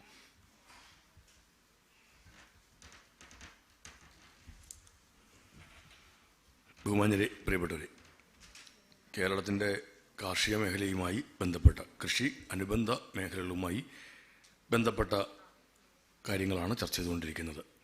2031 ലക്ഷ്യം വെച്ചുകൊണ്ട് എന്തെല്ലാം ചെയ്യാൻ പറ്റും, എന്തെല്ലാം ചെയ്യേണ്ടതാണ് എന്നുള്ളതിനെക്കുറിച്ച് കൃഷി വകുപ്പും ഇതിനൊരു മുന്നോടിയായിട്ട് ഒരു സെമിനാർ സംഘടിപ്പിച്ചിരുന്നു. വിവിധ മേഖലയിലുള്ളവരുമായി, കാർഷിക മേഖലയിലുള്ളവരുമായി, കർഷകരുമായി ഒരു നല്ല ആശയവിനിമയമൊക്കെ നടത്തിയുണ്ടായി. ഈ കാലഘട്ടത്തിനിടയിൽ ഒരു 10 വർഷം എടുക്കുമ്പോൾ തന്നെ നമുക്കൊരു നല്ല മെച്ചപ്പെട്ട തരത്തിൽ മുന്നോട്ടേക്ക് പോകാൻ കഴിഞ്ഞിട്ടുണ്ട്. ഞാനതിൻ്റെ വിശദാംശങ്ങളെല്ലാം കൂടി നിങ്ങളുടെ മുമ്പാകെ അവതരിപ്പിക്കാൻ പോവുകയല്ല. അഖിലേന്ത്യാ അടിസ്ഥാനത്തിൽ തന്നെ കാർഷിക മേഖലയുടെ വളർച്ച 2.1 എന്നിടത്ത് നിൽക്കുമ്പോൾ കേരളത്തിൽ 4.65 ആയിട്ട് വർദ്ധിപ്പിക്കാൻ കഴിഞ്ഞത് ഈ കാലഘട്ടത്തിലെ ഏറ്റവും സുപ്രധാനമായ നേട്ടമാണ്. കേരളത്തിൽ ഇന്ന് കൃഷിക്കാരുടെ കൂട്ടായ്മകൾ രൂപം കൊണ്ടിട്ടുണ്ട്. കൃഷിക്കൂട്ടങ്ങൾ എന്ന പേരിൽ രൂപം കൊണ്ടിരിക്കുന്ന കൂട്ടായ്മകൾ 23,569 കൃഷിക്കൂട്ടങ്ങൾ ഇന്ന് കേരളത്തിലുണ്ട്. നമ്മൾ സാധാരണഗതിയിൽ എപ്പോഴും ചെയ്തുകൊണ്ടിരിക്കുന്ന ഒരു കാര്യം, വിത്തിട്ടു അല്ലെങ്കിൽ വിളവിറക്കി അതിന് പരിചരണം കൊടുത്തു, വിളവെടുത്തു, വിൽക്കുന്നു. ഇതായിരുന്നു പരമ്പരാഗതമായി കർഷകർ ചെയ്തുകൊണ്ടിരുന്ന കാര്യം. അതിൽ നിന്നൊരു വലിയ വരുമാനം ഒരിക്കലും ലഭിക്കില്ല. വിപണിയെ ആശ്രയിച്ചാണ് എപ്പോഴും നിൽക്കുന്നതല്ല. വേറെ എല്ലാ ആൾക്കാർക്കും, വേറെ ഏത് സ്ഥാപനത്തിനും അവരുണ്ടാക്കുന്ന ഉൽപ്പന്നത്തിന് വില നിശ്ചയിക്കാനുള്ള അവകാശമുണ്ട്. നമ്മളെല്ലാം ഉൽപ്പന്നങ്ങൾ വാങ്ങുന്നവരാണ്. ആ വാങ്ങുന്നത് തന്നെ ഉൽപ്പാദിപ്പിച്ചവരാണ് വില നിശ്ചയിക്കുന്നത്. അങ്ങനെ വില നിശ്ചയിക്കാൻ അവകാശമില്ലാത്ത ഒരു കൂട്ടർ മാത്രമേ ഉള്ളൂ. അവരുടെ പേര് കൃഷിക്കാരൻ എന്നാണ്. അവരുണ്ടാക്കുന്ന ഉൽപ്പന്നത്തിൻ്റെ വില നിശ്ചയിക്കാൻ കർഷകന് മാത്രം അവകാശമില്ല. അത് ഉണ്ടാവണം എന്നൊക്കെ പറഞ്ഞു പോകുമ്പോഴും അത് ഉണ്ടാക്കാനുള്ള ഒരു ഇടപെടൽ നടത്താൻ പറ്റുന്നത് ഈ ഉൽപ്പന്നത്തെ എത്രയും വേഗത്തിൽ തന്നെ മൂല്യവർദ്ധിത ഉൽപ്പന്നമാക്കാൻ പറ്റുമോ? മൂല്യവർദ്ധിത ഉൽപ്പന്നമാക്കാൻ പറ്റിയാൽ അതിൻ്റെ വില നിശ്ചയിക്കാൻ കർഷകന് അവകാശമുണ്ടാവും. ഞാൻ വിശദീകരിക്കേണ്ട കാര്യമില്ല, ഇവിടെ ഇരിക്കുന്നവർക്കെല്ലാം അക്കാര്യം ബോധ്യപ്പെടുന്നതാണ് എന്നുള്ളതുകൊണ്ട്. ഇവിടെയാണ് സെക്കൻഡറി അഗ്രികൾച്ചറിൻ്റെ പ്രാധാന്യം വരുന്നത്. നമ്മൾ പ്രൈമറി അഗ്രികൾച്ചറിലാണ് കുറേ നാളായിട്ട് നമ്മൾ നിൽക്കുന്നതല്ല. പേരിന് വേണ്ടി മാത്രം സെക്കൻഡറി അഗ്രികൾച്ചറിനെ കണ്ടുപോകുന്നു എന്നുള്ളതല്ലാതെ വ്യാപകമായി അല്ലെങ്കിൽ വളരെ ആഴത്തിലേക്ക് സെക്കൻഡറി അഗ്രികൾച്ചർ നോക്കിയിരുന്നില്ല. ഇപ്പം മൂല്യവർദ്ധിത ഉൽപ്പന്നങ്ങൾ, ഒരിടത്തുണ്ടാകുന്ന ഉൽപ്പന്നങ്ങൾ മറ്റൊരിടത്തേക്ക് എത്തിക്കൽ, സംസ്കരിച്ച് വെക്കൽ, ഇതൊക്കെ കോൾഡ് സ്റ്റോറേജുകളുടെ സംവിധാനം ഒരുക്കൽ, ഇതൊക്കെ നമുക്ക് സെക്കൻഡറി അഗ്രികൾച്ചറിൻ്റെ ഭാഗമായിട്ട് ഉണ്ടാവേണ്ടതാണ്. ഈ സെക്കൻഡറി അഗ്രികൾച്ചറിനെയും കൂടി ഇതിനകത്ത് തുല്യ പ്രാധാന്യത്തോടെ കൊണ്ടുവന്ന് മാത്രമേ ഭാവി കേരളത്തിൻ്റെ കാർഷിക മേഖലയെ നമുക്ക് ഉയർത്തിക്കൊണ്ടുവരാൻ അല്ലെങ്കിൽ വിപുലപ്പെടുത്താനും മറ്റും കഴിയുകയുള്ളൂ. അതിനാവശ്യമായ നയപരിപാടികളാണ് നമ്മുടെ മുമ്പിൽ ഉണ്ടാവേണ്ടത്, അനിവാര്യമായിട്ടുള്ളത്. നമുക്ക് ഉൽപ്പാദനത്തിൽ വർധന വന്നു, ഉൽപ്പാദനക്ഷമത, ഇപ്പോൾ നെല്ലിൻ്റെ കാര്യം എടുത്താലും തെങ്ങിൻ്റെ കാര്യം എടുത്താലും എല്ലാം നമുക്ക് ആ തരത്തിൽ പറയാൻ കഴിയും. തെങ്ങിൻ്റെ ഒക്കെ നമുക്ക് വലിയ പോരായ്മകളുണ്ടായിരുന്നു. ഇപ്പോൾ കേരഗ്രാമങ്ങളൊക്കെ വന്നതോടുകൂടി നമുക്കൊരു മെച്ചം ഉണ്ടാക്കിയെടുക്കാൻ കഴിഞ്ഞെന്നുള്ളത് കാണാതെ പോകാൻ പാടില്ലാത്തതുമാണ്. അപ്പോൾ ഇങ്ങനെ മാത്രമായി പോകുന്നതിനപ്പുറത്തേക്ക് ഒരു നല്ല മുന്നേറ്റം ഉണ്ടാവേണ്ടതുണ്ട്. നമ്മുടെ മുമ്പിൽ നമുക്ക് കുറേയേറെ പ്രതിസന്ധികൾ ഈ കാലഘട്ടത്തിൽ നമ്മുടെ മുമ്പിലുണ്ട്. നമുക്ക് കുറേ സാധ്യത, ഇപ്പോൾ ഒരു സോട്ട് അനാലിസിസ് നടത്തിയാൽ തന്നെയും നമ്മൾക്ക് ഉള്ള സ്ട്രെങ്ത് എന്താണെന്നും നമുക്കുള്ള വീക്ക്നെസ് നമുക്കെല്ലാം മനസ്സിലാവും. ഒരു നല്ല സ്ട്രെങ്ത് ഉണ്ട് നമുക്കിവിടെ. നമ്മുടെ കാലാവസ്ഥയും നമ്മുടെ പശ്ചിമഘട്ടവും നമ്മുടെ മഴക്കാലവും ഇവിടെ ഉണ്ടാകുന്ന ഉൽപ്പന്നങ്ങൾക്ക് ഗുണമേന്മയുള്ളതാണ് എന്ന് ലോകം മുഴുവൻ അംഗീകരിക്കുന്ന ഒരു കാര്യമുണ്ട്. നമ്മുടെ ഏറ്റവും വലിയ സ്ട്രെങ്താണ്. ആ തരത്തിലുള്ള ഒരു കാർഷിക മേഖല വളരെ ശക്തിയായി നമുക്ക് നിൽക്കാൻ പറ്റും. അതിനെന്താണ് നമുക്കുള്ള ഇപ്പോൾ ഉള്ള തടസ്സങ്ങൾ? ഒരിക്കലല്ല, കാലാവസ്ഥയുടെ പ്രശ്നം നമ്മൾ വല്ലാണ്ട് നമ്മളെ ബാധിക്കുന്നുണ്ട്. ഇപ്പോൾ അതൊരു പ്രധാനപ്പെട്ട ഘടകമായി നമുക്ക് നിൽക്കുകയാണ്. ഇപ്പോൾ കാലാവസ്ഥയിലുണ്ടാകുന്ന മാറ്റങ്ങൾ, അതേ വിപണിയുടെ ഒരു സ്ഥിരതയില്ലായ്മ, വന്യമൃഗങ്ങളുടെ ശല്യം കൂടുന്നത്, ഇതൊക്കെ ഞാൻ നേരത്തെ പറഞ്ഞ മൂല്യവർദ്ധിത ഉൽപ്പന്നങ്ങളിലേക്ക് എത്താൻ കഴിയാതെ പോകുന്ന കാര്യങ്ങൾ, സ്റ്റോറേജ് സംവിധാനങ്ങളോ അല്ലെങ്കിൽ കോൾഡ് സ്റ്റോറേജ് സംവിധാനമൊക്കെ ഇല്ലാതെ ഇങ്ങനെയൊക്കെ നിരവധിയായ പ്രശ്നങ്ങൾ നമ്മൾ അഭിമുഖീകരിക്കുന്നുണ്ട്. ഇതിനെല്ലാം കണക്കിലെടുത്തുകൊണ്ടാണ് നമുക്കൊരു വലിയ മെച്ചത്തിലേക്ക് നമുക്ക് എത്തേണ്ടതുണ്ട്. ആ മെച്ചത്തിലേക്ക് എത്തുക എന്ന് പറഞ്ഞാൽ 2031 കൂടി നമ്മൾ കണക്ക് കൂട്ടുന്നത് we aim for major progress in food self sufficiency എന്നുള്ളതാണ്. മറ്റത് ഡബിളിംഗ് ഫാർമേഴ്സ് ഇൻകമാണ്. മറ്റൊന്ന് climate resilient agriculture, then fallow free Kerala, 5 lakh new jobs in agriculture sector and 1 lakh farmers earning 1 lakh per month. Per year അല്ല, per month എന്നുള്ളതാണ്. അതൊരു 1 ലക്ഷം കർഷകരുണ്ട്. പിന്നെ മറ്റൊന്ന് നമുക്ക് resolve the wild animal attacks എന്നുള്ളതാണ്. നേരത്തെ നമ്മൾ പറഞ്ഞതെല്ലാം മാൻ ആനിമൽ കോൺഫ്ലിക്റ്റ് എന്നുള്ളതായിരുന്നു, ഒരു മനുഷ്യ വന്യജീവി സംഘർഷം. അതൊന്നുമല്ല, മനുഷ്യനും വന്യജീവിയും തമ്മിലുള്ള സംഘർഷമൊന്നുമല്ല ഇപ്പോൾ നിൽക്കുന്നതെല്ലാം, ഒരു വൈൽഡ് ആനിമൽ അറ്റാക്സ് ആണ് നമുക്ക് ഇപ്പോൾ നിൽക്കുന്നത്. ഇതെല്ലാം നമ്മുടെ മുമ്പിലുള്ള ആണ്. അപ്പോൾ ഇതൊരു നമുക്ക് അതിന് നോക്കുന്നൊരു എന്താണ് നമുക്ക് വേണ്ടി വരുന്ന what structural changes are requested to achieve these goals. That is what must emerge from this seminar. ഞങ്ങൾ ആ സെമിനാറിനെ ആ തരത്തിലാണ് കാണുന്നതെല്ലാം. ഞങ്ങളൊരു ഇതുമായി ബന്ധപ്പെട്ട് ഞങ്ങളൊരു ക്രോപ്പ് സ്പെസിഫിക് ടാർഗറ്റിനെ കുറിച്ച് നിർദ്ദേശിക്കാനുള്ളത് ഒന്ന് പാടിയാണ്. അപ്പോൾ ഒരു മെയിൻറ്റെയിൻ 2 lakh hectares നമുക്ക് നിലനിർത്തി കൊണ്ടുപോകാൻ കഴിയണം. മറ്റൊന്ന് productivity of 4.5 tons per hectare. Then 10 new high yielding varieties നമുക്ക് 10 എണ്ണമെങ്കിലും നമുക്ക് അനിവാര്യമാണ്. നമുക്കിനിയും ഈ മേഖലയ്ക്ക് ഉണ്ടാവേണ്ടതുണ്ട്. മറ്റൊന്ന് മെക്കനൈസേഷനാണ്. പ്രധാനമായിട്ട് മെക്കനൈസേഷൻ പൊക്കാളി ഫീൽഡ്സാണ്, പൊക്കാളി ഏരിയാസ് അത്യാവശ്യമായിട്ടുള്ളതാണ്. പിന്നെ സ്പെഷ്യൽ പാക്കേജ് ഫോർ കുട്ടനാട് ഒരു വികസന ഏകോപന കൗൺസിൽ നൽകുന്നുണ്ട്. ഒരു സ്പെഷ്യൽ പാക്കേജ് ഫോർ കുട്ടനാട് അതുപോലെ അത്യാവശ്യം. At least 30% of food grain requirement from within the state എന്നുള്ളതാണ്. ഒരു 30% അതിൽ കൂടുതൽ ഉണ്ടാക്കാൻ 30% തന്നെ വലിയ പ്രയാസമാണ്. 30% 2031 കൂടി നമുക്ക് ഉണ്ടാക്കാൻ പറ്റുമോ എന്നുള്ളിടത്തേക്കാണ് നമ്മൾ കാണുന്നത്. അപ്പോൾ ഇതൊക്കെ പറയുമ്പം ഈസ് ഇസ് സയൻറ്റിഫിക്കലി അച്ചീവബിൾ. ഞങ്ങൾക്കൊരു സയൻറ്റിഫിക് കമ്മ്യൂണിറ്റി അല്ലെങ്കിൽ ഇവിടെ ഇരിക്കുന്ന എക്സ്പേർട്സൊക്കെ മുമ്പിൽ ഞങ്ങൾ ചോദിക്കാനുള്ളതും ഈസ് ഇസ് സയൻറ്റിഫിക്കലി അച്ചീവബിൾ എന്നുള്ളതാണ്. What technological interventions R needed for this? അതിനൊരു ഉത്തരമാണ് നമുക്ക് വേണ്ടത്. കോക്കനട്ടാണ് കരഗ്രാമം നമുക്കൊരു 750 പഞ്ചായത്തുകളിലേക്ക് വ്യാപിപ്പിക്കേണ്ടതുണ്ട്. 18 nuts per tree പ്രൊഡക്ടിവിറ്റി എത്തണം. എക്സ്പാൻഷൻ ഓഫ് ഫർട്ടിഗേഷൻ ഉണ്ടാവണം. ഡിസീസ് റെസിസ്റ്റൻറ്റ് വെറൈറ്റീസ് ഉണ്ടാവണം, എക്സ്പാൻഷൻ ഓഫ് വാല്യൂ ആഡഡ് പ്രോഡക്ട്സും ഈ കോക്കനറ്റുമായി ബന്ധപ്പെട്ടുണ്ടാവണം. അവിടെ നമുക്ക് നോക്കുന്നത് ഇതൊരു how can we strengthen the research market linkers to bring coconut back to national leadership എന്നുള്ളതാണ്.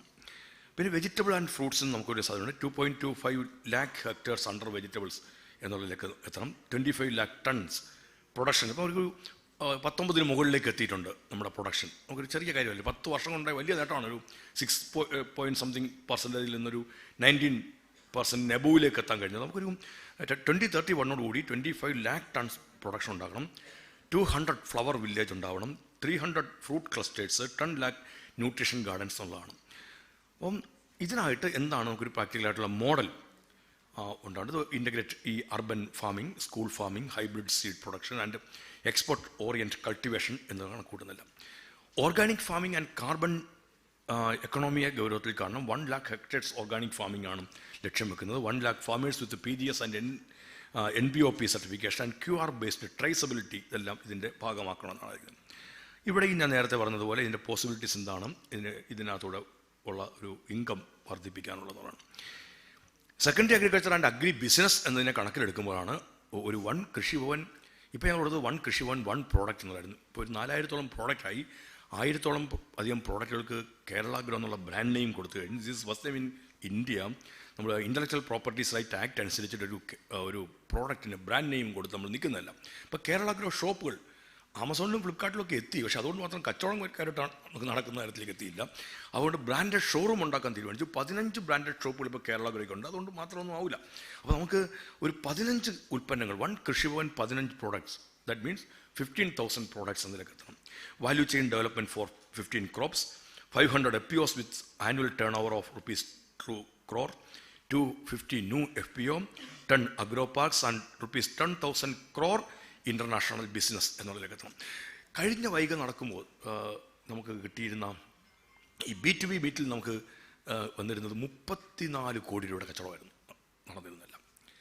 ഇപ്രാവശ്യം ഞങ്ങൾ ഡബിൾ എന്നൊക്കെ ആലോചിച്ചു, 38 കോടിയുടെ കച്ചവടമാണെന്നല്ല B2B മീറ്റിൻ്റെ എഗ്രിമെൻറ്റ് സൈൻ ചെയ്തത്. ഞങ്ങൾ മിനിഞ്ഞാന്നത്തെ B2B മീറ്റിനകത്ത് 344 കോടിയുടെ എഗ്രിമെൻ്റ് ഉണ്ടാക്കാൻ കഴിഞ്ഞു. ഈ കച്ചവടക്കാർ ഇവർ തമ്മിലാണ്. ഞങ്ങൾ ഈ പറഞ്ഞ വളരെ എന്തിനായി വൈകി നടത്തുന്നുണ്ടോ, ഇങ്ങനെ അവിടെ പോകേണ്ടതുണ്ടോ, നല്ല ഹോട്ടലിൽ ഉടനെ അതിനെ കുറ്റപ്പെടുത്തോ. ഇപ്പോൾ വേണമെങ്കിൽ പറയും ഹിൽട്ടണിൽ നടത്തേണ്ടതുണ്ടോ ഈ സെമിനാർ എന്നൊക്കെ നാളെ ചോദിക്കും. ഇതൊക്കെ നമ്മൾ പറഞ്ഞത് നമ്മളവിടെ ഈ ഇത് വാങ്ങാൻ വരുന്ന ആൾക്കാർ നിങ്ങളുടെ ഈ ഇത് സെൻറ്റർ ചാലേ മാർക്കറ്റിനകത്ത് ചെളിക്കകത്ത് കൊണ്ടിട്ടിട്ട് അവിടുന്ന് ഇത് വാങ്ങിച്ചുകൊണ്ട് പോകണം എന്ന് പറയുന്നത് ഒരു ബിസിനസ്സും ആൾ വരില്ല. ഇതിനെ ബിസിനസ്സുമായി തന്നെ ലിങ്ക് ചെയ്യണം. കച്ചവടം നടക്കണം, കൃഷിക്കാരന് പൈസ കിട്ടണം, ഉൽപ്പന്നത്തിന് വില കൂടണം എന്നുള്ള അഭിപ്രായക്കാരാണ് ഞാൻ. ബാക്കിയുള്ള വേറെ ഗവൺമെൻറ് വേറെ നോക്കണം വില കുറയ്ക്കണമെങ്കിൽ. നാളികേരത്തിന് വില കൂടുമ്പോൾ ചിലർക്ക് അസ്വസ്ഥത ഉണ്ടോ. എന്നോട് ഒരു മാധ്യമ പ്രവർത്തകരുടെ ദിവസം വലിയതായിട്ട് ചോദിച്ചു, വെളിച്ചെണ്ണ ഞങ്ങൾ എങ്ങനെ വില കൊടുത്ത് വാങ്ങിക്കും ഇത്രയും കൂടി വഴി. ഞാൻ നിങ്ങൾ ഒരു തെങ്ങ് പോലും വെക്കൂല, ഒരു വെണ്ടേരി പോലും നടാത്തവർ എന്നിട്ട് പറയുകയാണ് ഞങ്ങൾക്ക് ഇതെല്ലാം വില കുറച്ച് കിട്ടണമെന്ന്. ആര് സഹിക്കണമെന്നാ? ഈ കർഷകൻ സഹിക്കണം. അവൻ്റെ ഉൽപ്പന്നത്തിന് വലിയ വില കിട്ടണം. ഞങ്ങളപ്പം അതൊക്കെ നടത്തിയപ്പോൾ 344 കോടിക്ക് മുകളിലേക്ക് ആ ഒറ്റ ദിവസം നമുക്ക് ഇവരുമായിട്ട് എഗ്രിമെൻ്റ് വെച്ചു. നമ്മളെ ഒരു നടത്താൻ നിൽക്കുന്ന ഒരാളെന്നുള്ളേ ഉള്ളൂ. അവർ തമ്മിലാണ് ചർച്ച നടന്നത്. ഒരു ദിവസം ഫുൾ ഈ കാര്യത്തിലായിരുന്നു. അപ്പം ഇതൊക്കെ നല്ല പാക്കിംഗ് വേണം. ഞങ്ങൾ ഇന്ത്യൻ ഇൻസ്റ്റിറ്റ്യൂട്ട് ഓഫ് പാക്കേജിങ്ങുമായിട്ടാണ് ധാരണാപത്രം ഒപ്പുവെച്ചിട്ട് 1000-ഓളം കർഷകർക്ക് പരിശീലനം കൊടുത്തു. എങ്ങനെയാണ് മെച്ചപ്പെട്ട പാക്കിംഗ് സംവിധാനം. ഇപ്പം നമ്മൾ അവിടെ ഒന്ന് നോക്കി, ഞങ്ങൾ ഓണാട്ടുകാരെ GI ടാഗ് കിട്ടിയ ഭൗമസൂചിക പദവി കിട്ടിയ എള്ള് കിട്ടിയിട്ടുണ്ട് ഓണാട്ടുകാരുടെ. അപ്പോൾ ആ എള്ളെണ്ണ കൊണ്ടുവച്ചു. ഒരു നല്ല ബിസിനസ്സുകാരൻ വന്നിട്ട് പറഞ്ഞു, അപ്പോൾ ഈ നല്ല എള്ളെണ്ണ നല്ല എണ്ണയാട്ടോ, നല്ല എള്ളെണ്ണ മണിച്ചേട്ടാ അവിടെ കിട്ടുന്നുണ്ട്. അപ്പോൾ മിൽമ ഞങ്ങളെ സഹായിക്കണം അതൊക്കെ വിൽപ്പനയ്ക്ക് വേണ്ടിയിട്ട്. അപ്പോൾ ഇത് വിപണിയിൽ നടക്കുന്ന അവസരത്തിൽ മുഖ്യമന്ത്രി പറഞ്ഞു, ഇത്രയും വിലയുണ്ടോ ഇതിനെന്ന് ചോദിച്ചു. 1000 രൂപ ആവുന്നുണ്ട് ഒരു ലിറ്ററിന്, 900-ഓളം വന്നുണ്ട്. നിർത്താം. അപ്പം മുഖ്യമന്ത്രി ചോദിച്ചു, ഇത്രയും വിലയാവുമോ എന്ന് ചോദിച്ചു. നമ്മൾ നല്ല എള്ള് പരിശുദ്ധമായ എള്ളെണ്ണയാണെങ്കിൽ ഇത്രയാവും എന്ന് പറഞ്ഞു. ഇന്ന് ഓണാട്ടുകര വികസന സമിതിയുടെ നമ്മുടെ എള്ളെണ്ണ നമ്മൾ തിലധാര എന്ന് പറഞ്ഞ വിപണി ഇറക്കിയിട്ടുണ്ട്. ആ എള്ളെണ്ണയ്ക്ക് ഏറ്റവും നല്ല കസ്റ്റമർ, ഇതിനോടകം 19 ലിറ്റർ വാങ്ങിച്ച ഏറ്റവും നല്ല കസ്റ്റമർ ഒരാളേ ഉള്ളൂ കേരളത്തിൽ. ആളുടെ പേര് പിണറായി വിജയൻ എന്നാണ്, ശ്രീ പിണറായി വിജയനാണ്. അദ്ദേഹം നേരെ പൈസ കൊടുത്തിട്ട് ആളിനെ വിട്ട് മേടിക്കും, കൃത്യമായി വാങ്ങിച്ചുകൊണ്ടിരിക്കുന്നുണ്ട്. ഞാൻ ഇടയ്ക്കിടയ്ക്ക് വാങ്ങിച്ചു. ഞാൻ കൃഷി വകുപ്പ് മന്ത്രി ആയിരിക്കും ഏറ്റവും കൂടുതൽ വാങ്ങിച്ചെന്ന് വിചാരിച്ചു. ഞാൻ എൻ്റെ വയസ്സോട് ചോദിച്ചു, ഞാനായിരിക്കുമല്ലേ ഏറ്റവും കൂടുതൽ വാങ്ങിക്കുന്നത്, അല്ല സാർ എന്ന് പറഞ്ഞു. മുഖ്യമന്ത്രിയാണ് ഏറ്റവും കൂടുതൽ വാങ്ങിക്കുന്നതെന്ന് പറഞ്ഞു. എന്നോട് കഴിഞ്ഞ സമയത്ത് ഡ്രോബാക്ക് അവർ പറഞ്ഞറിയാം. ഇന്നലെ വൈകി വന്നിട്ട്, സാർ ഈ ഇതിലൊട്ടിച്ച പേപ്പറില്ലേ ഒന്നും മനസ്സിലാവുന്നില്ല സാർ, ഇത് തിലധാര എന്നുള്ളത് തന്നെ വളരെ ആർട്ടിസ്റ്റിക്കലാണ് വന്നില്ല, ഇതൊരു ഭൗമസൂചിക പദവി കിട്ടിയ ഉൽപ്പന്നമാണ് എന്ന് ഒന്ന് നോക്കിയാൽ മനസ്സിലാവണ്ടേ നമുക്കതിന്. ഈ പഠനത്തിൽ നമുക്ക് സെക്കൻഡറി അഗ്രികൾച്ചറിൻ്റെ വാല്യൂ അഡീഷൻ്റെ കാര്യത്തിനകത്ത് നമുക്കൊരു ഇതുണ്ടാവേണ്ടതുണ്ട്. ഇതാണ് ഒരു പൊതുവിൽ നമുക്ക് എനിക്ക് പറയാനുള്ളത്. ഇതിനനുസരിച്ചിട്ട് തന്നെ നമുക്കൊരു വലിയ പദ്ധതിയുണ്ട്. അപ്പോൾ ഈ വൈൽഡ് ആനിമൽ കോൺഫ്ലിക്റ്റിൻ്റെ അടുത്തൊരു നബാർഡിൻ്റെ സഹായത്തിൽ 1000 കോടിയുടെ പദ്ധതി ഉണ്ടാവണം. Solar repellent, AI cameras, real time alerts, അങ്ങനെ അടുത്തൊരു 75% കൃഷിയിടങ്ങളും protection for 75% of farm land നൽകാൻ നമുക്ക് കഴിയുന്ന തരത്തിലേക്ക് 2031 കഴിയണം. ഞാൻ വീണ്ടും പറയുന്നു, 2026 international year of women farmers ആണ്. അതിനെ കണക്കിലെടുത്തുകൊണ്ട് ഒരു വിമൺ ഫാമിംഗ് ഗ്രൂപ്പ്, അതോടൊപ്പം തന്നെ മറ്റ് സ്കൂൾ, മറ്റ് ഇടങ്ങളിൽ കൃഷി, അതെല്ലാം വ്യാപിച്ചുകൊണ്ടിരണം. ഇതിനാവശ്യമായ വയബിളായിട്ടുള്ള മോഡൽസ് ഉണ്ടാവണം. കർഷകൻ്റെ വരുമാനം ഇരട്ടിയാക്കുക എന്നുള്ളതാണ് ഏറ്റവും സുപ്രധാനമായ കാര്യം. അതിന് അനുസരിക്കുന്ന തരത്തിലേക്കുള്ള അഭിപ്രായം രൂപപ്പെടണം. ഞാൻ നേരത്തെ എല്ലാം അത് നൽകിയിട്ടുണ്ടെന്നുള്ളത് കൊണ്ട് മറ്റ് വിശദാംശങ്ങളിലേക്ക് കടക്കുന്നില്ല. ഈ തരത്തിൽ നമുക്ക് മെച്ചപ്പെട്ട ഒരു ഇതുണ്ടാവണം. ഓരോ മേഖലയെയും കണക്കിലെടുത്തുകൊണ്ടുള്ള രീതി ഉണ്ടാവണം. ഭൗമസൂചിക പദവി കിട്ടിയ ഉൽപ്പന്നങ്ങളുടെ ഒരെണ്ണത്തിൻ്റെ കാര്യം ഞാൻ പറഞ്ഞു. വിപണനത്തിനുള്ള ഒരു വലിയ ശൃംഖല രൂപപ്പെട്ടു വരണം. ഒരു സ്ഥിരം സംവിധാനമായി കാപ്കോ 80 കോടിയോളം രൂപ മുടക്കി ആനയറയിൽ സ്ഥിരം ഒരു എക്സിബിഷൻ സെയിൽ സെൻറ്റർ ഈ B2B മീറ്റുകളും മറ്റും നടപ്പിലാക്കുന്നതിന് വേണ്ടി വരുന്നുണ്ട്. അഗ്രോ പാർക്കുകൾ ആവശ്യത്തിന് കേരളത്തിൽ ഉണ്ടാവണം. ആ സംവിധാനം എല്ലാം വന്ന് സെക്കൻഡറി അഗ്രികൾച്ചറിനെ വലിയ പ്രാധാന്യത്തോടെ കണ്ട്, പ്രൈമറി അഗ്രികൾച്ചറിനോടൊപ്പം തന്നെ സെക്കൻഡറി അഗ്രികൾച്ചറിനെയും കണ്ട് മുമ്പോട്ട് പോകണം. ഇതാണ് 2031 കാണേണ്ടുന്ന ഏറ്റവും പ്രധാനപ്പെട്ട കാര്യം എന്നാണ് സൂചിപ്പിക്കാനുള്ളത്. എല്ലാവർക്കും നന്ദി. നന്ദി ബഹുമാനപ്പെട്ട കൃഷി വകുപ്പ് മന്ത്രി പ്രസാദ് സർ. വളരെയധികം തിരക്കുകൾക്കിടയിലാണ് അദ്ദേഹം വന്നത്. രാവിലെ ഫാമർ പാർലമെൻറ്റിൻ്റെ ഇടയിൽ ഇവിടെ എത്തുമെന്നുള്ള ഒരു ഉറപ്പ് തന്നു.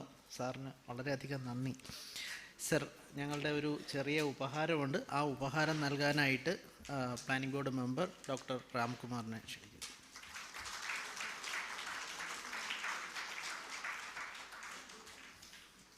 Thank you sir.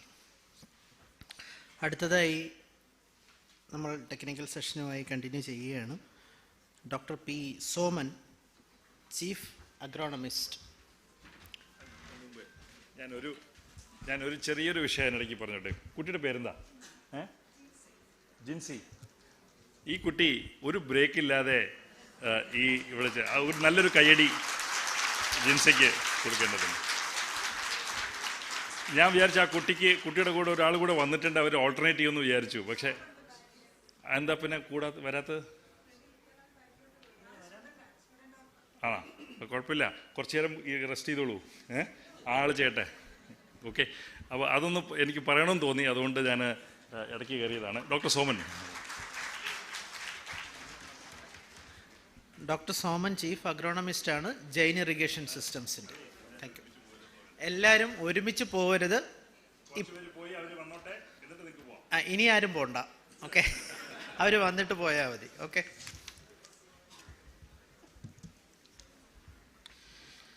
A very good afternoon. We just crossed the midday.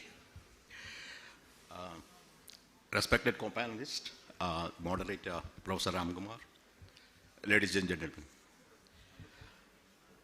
I'm probably an outsider in a way of speaking. I started as a scientist, then went into extension for the last 25 years or so. And I have been working with farmers the last 27 years throughout India as well as a number of countries overseas. The whole idea is to have, whether it's in Kerala or elsewhere, is to have more money in the farmer's pocket. That's what everybody is trying to do farming for. We can put it in different ways. Now, how these things are possible? One of the things I've been associated all the time is micro irrigation. I'm not going to speak about micro irrigation today, but I have to specify one important point when it comes to Kerala. The spread of micro irrigation in other states is far higher than in Kerala. There are different reasons for that. One of the main reasons which I could observe is it is looked at as just a water conveying mechanism. That conceptual issue is what I want to highlight. It is not so. It is actually just one tool to bring precision into farming. So I thought I'd take up the issue of precision farming, how we have experienced in several states and how we have started doing that slowly in Kerala. Precision farming basically means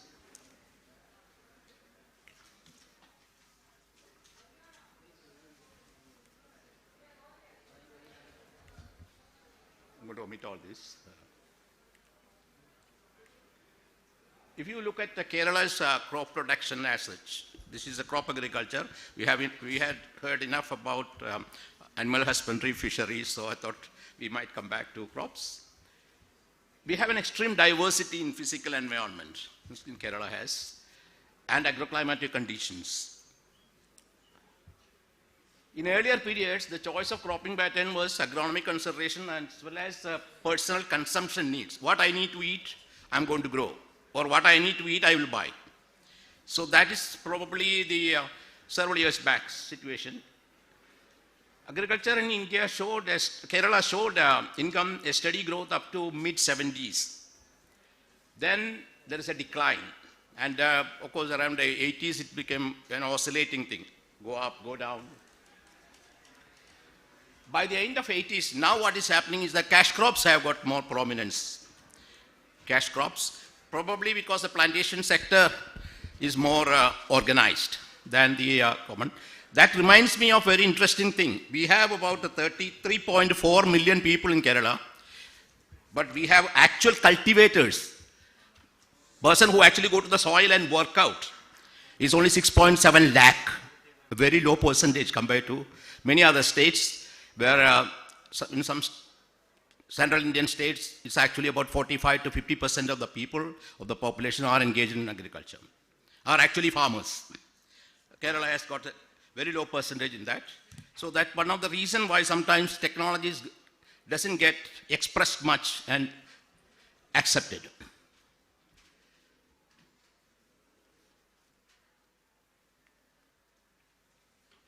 Now I just look at the major crops. Coconut, of course, is the dominant crop. But we have an issue. Many of the coconut gardens, if you look at it, it's my own observations anyway. You can ask me why. There are aging trees and diseases. So the productivity of the coconuts have gone down. Second major area is vegetables. And here we have something interesting. Vegetable area has increased in Kerala in the recent thing. I will come to more into that. Paddy is, of course, we heard about paddy from the joint director who was here about it. We have a productivity of paddy is almost a sort of resilience is there, 3,000, that is 3 tons per hectare is what probably, it's not a very bad yield, but then there are 6 tons per hectare in the neighboring state. So that's the issue there. Now plantation crops, this sector has a downward trend in terms of productive output, and rubber, tea, dropping from 9.1 lakh tons to about 7.06. So there is something happening there. Now the challenges are, the key constraints are climate change, we know, high impact cost, and a recent one, persistent wild animal threats. It's also a challenge for agriculture production in Kerala. The initiatives are the government is focusing on value addition. We heard a lot today from all the respected ministers with projects like 2,365 crore Kera products, Kera Gramam, all that we heard there. Now another interesting thing I find out over the reading, import substitution is required. Import substitution is usually talk about industrial products, but we are talking about agriculture in Kerala because Kerala imports vegetables worth about 1,000 crore annually from neighboring states. So this has to have somewhere we have to put a stop to this. At least reduce it. Which means we have to increase the productivity here, production here. Now it is in this thing I've been putting this package of precision farming, precision cultivation, which is agriculture, whatever you can say. Now simply strategy is actually, you look at the land, try to find out the within land variability. There is a lot, I'll show you some examples. Try to do variable application of inputs, not the even if you have 1 acre or 2 acre land, we are right now doing uniform application of inputs. But that is not solving the problem. That's only adding to the problem. Now that's what here it is. This is a large study we have done actually. I have been associated with the Tamil Nadu Agriculture University for this one. When we introduced precision farming in some parts. There are only two farmers field where we studied the spread of nitrogen availability. Nitrogen availability, you can see the red ones are the deficit area, the green ones are the normal or what we can call sufficiency area. So is the phosphate available. This is an issue seriously happening in many of the farms, but we don't give any attention to this at all. We apply this uniform urea, uniform application of phosphate everywhere. So that's the thing. So precision farming gives a precise control of the environment and inputs management in farming. This is to achieve crop performance nearest to the potential. We have not got it yet. Irrigation, that's where micro irrigation comes as a role. Tomatoes you will see on the roadside being written. Proper post-harvest management technologies have to be. This also precision has to be brought in there. Now, so we look at small and we need localized crop growing solutions. That's more important. That's nothing. Now, this is the change I am expecting. This actually happened. This onion production, not in Kerala, by the way, is in Maharashtra, 5 to 6 tons that way. While nobody does it anymore. 11 to 15 tons per acre, the second one. Precision is what it is. Irrigation, water, fertilizer, including plant population, spacing, crop geometry, a lot of things. Now, similar, during my number of years, I constantly interact with farmers, collect their data, that's what it is. Some of the yellow highlighted ones are the crops that are specific to Kerala. You have banana, beans, brinjal. You see the conventional cultivation and precision farming with the drip and fertigation, you get a higher yield. That's basically. Cardamom. In cardamom, when I come to show you some pictures, I'll show you one more interesting thing about cardamom. Cashew nut, cassava, coconut. We are talking about 6,000 increase to 8,400 nuts per acre per year. Coffee, and at the bottom, ginger and a lot of gourd crops. What we call the ash gourd, bitter gourd and all that. Mango, okra, rice, tea and tomato. All these, the data shows that wherever you apply precision farming, you can increase yield. That's the point. This is an interesting thing. Interestingly, this slide is not from here. This photograph is from Sri Lanka, where of course they also do a lot of pineapple farming among coconuts. We can also do, I know there are a lot of pineapple cultivation, especially in Perumbaur area and all that. But coconut farming and pineapple as an intercrop is not much. So that's why I brought this. Now, we have learned a lesson in the last 2 decades from other states. The awareness level among farmers of technology has grown. We have to create that sort of level in Kerala too. The spread of technology, the states have mentioned, that's it. In Kerala, apart from fruits and vegetables, plantation crops offer a special place for adoption of precision farming. And in fact, I personally work with many planters on this. Not only the traditional plantation crops, including alternate crops for low fertile areas. The adaptation technology are used to several large farms, because whenever people talk about precision farming, they think the farm has to be large. That's also one of the reasons why mechanization in other countries are very high percentage. We have low percentage in India because of our farm size. The land area is limited. So you cannot use certain machines which are already available. So, and these farmers, Indian farmers, have to be provided with technology support, information and training.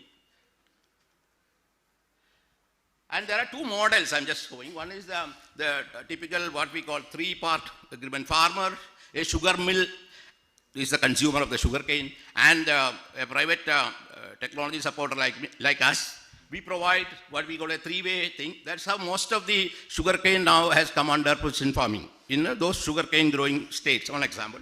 Another one is the large community-based irrigation projects where crop diversification and precision farming technology adoption has been proved to be very useful in Karnataka, Madhya Pradesh, Maharashtra, and the states. We do not need that sort of large areas. At least here what we have to identify is farmers growing on the same crop, bring them together, try to do certain things, especially when you talk about pest management. My 1 acre I sprayed, but I didn't get any effect because the next 1 acre all around me did not spray. What is the point in doing it? That's what the logic behind is. Now this is a large project, about 24,000 hectare. It has been done, from the O&M stage it has gone to the farmers now. This is in Alamatti Dam, Kungunda Taluk, in Bagalkot district in Karnataka. Just an example of a large scale, a lot of work has been done. Main thing done, which I am happy about, is that introducing more cash crops. Okay, adoption of farming technologies in the state. Okay, I'll just go into the Kerala's the strategy, which especially to identify crops, regions where the acceptance would be high, field level interaction meetings with the growers to popularize PF technology. Actually, there is less connect between in India, which I find, in Kerala I find, between technocrats and farmers. I'm not saying it's a criticism, compared to many other states. Okay. Provision for training of the adoptees in the correct irrigation, water, etc. precision, and assisting formation of farmer-producer groups. Now here I have taken vegetables as an increasing case. Then I'll show you some examples because see that these are national average yields, and on the other side you have the after the technology is adopted. See the big hike. If it can happen elsewhere, it can happen in Kerala too. Now, for example, yam, we call kachil. We don't even consider it as a crop of worth thinking. You mean this Vietnam is selling yam in the market. West African countries, poor African countries are exporting yam to Europe because they use it. How many of you know that yam can be very well successfully grown in Kerala? During my childhood we used to grow. Cucumber, brinjal, see the brinjal field. Precision comes at the highest. These are all, you have a mulching, you have standard irrigation, fertigation technique. Ginger. This ginger is not from Kerala, by the way, even though Kerala is known for ginger. This is from Madhya Pradesh. Banana, of course, is another thing. We have a lots varieties, and but except for limited export of Nandran chips, banana and plantain, our export business, are very limited in the state. I'll show you some interesting example. This is the way the precision farming thing can be done. You have even mulching for banana. These bananas give you very high yield. And even if you are exporting it, you have to produce skirts on the bunches, and that's also technology. And then pack banana, clean banana like that. And raccoon management banana, I don't think anybody even start thinking about it in Kerala. Raccoon management, but one planting you can have 3 crops. That's the idea. You don't have to do the banana planting every year. I don't have time to go to details. Now, see, this is Indian banana on the supermarket. This is in Abu Dhabi. Why Kerala banana is not sitting there?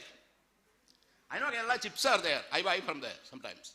But this is the way other states are progressing. This is a banana grown in Maharashtra, sitting in Abu Dhabi. Now, coconut, we have climate conditions. Yes. Okay, I have to be asked to do a fast one. Okay. Coconut production, the productivity is still low. We have 6,228 nuts per hectare. We are talking about 21,000 nuts per hectare. We have achieved that in certain states. And of course, then coconut-based intercrops. These are some technical details about it. If you do precision farming, we would support. And the economics, okay, forget. Now, we have a large study also done in Tamil Nadu by IMI, International Water Management Institute. They located that if you do precision farming, you are actually save labor.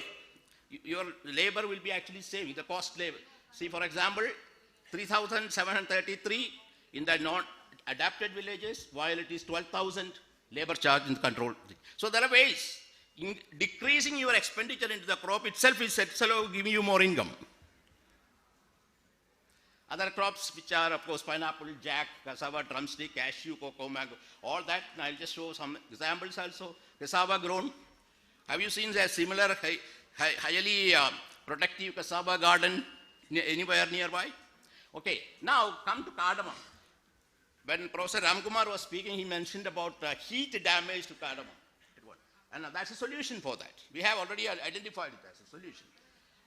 Between 12:30 to 3:30, we give a pulse of a jet, just like that.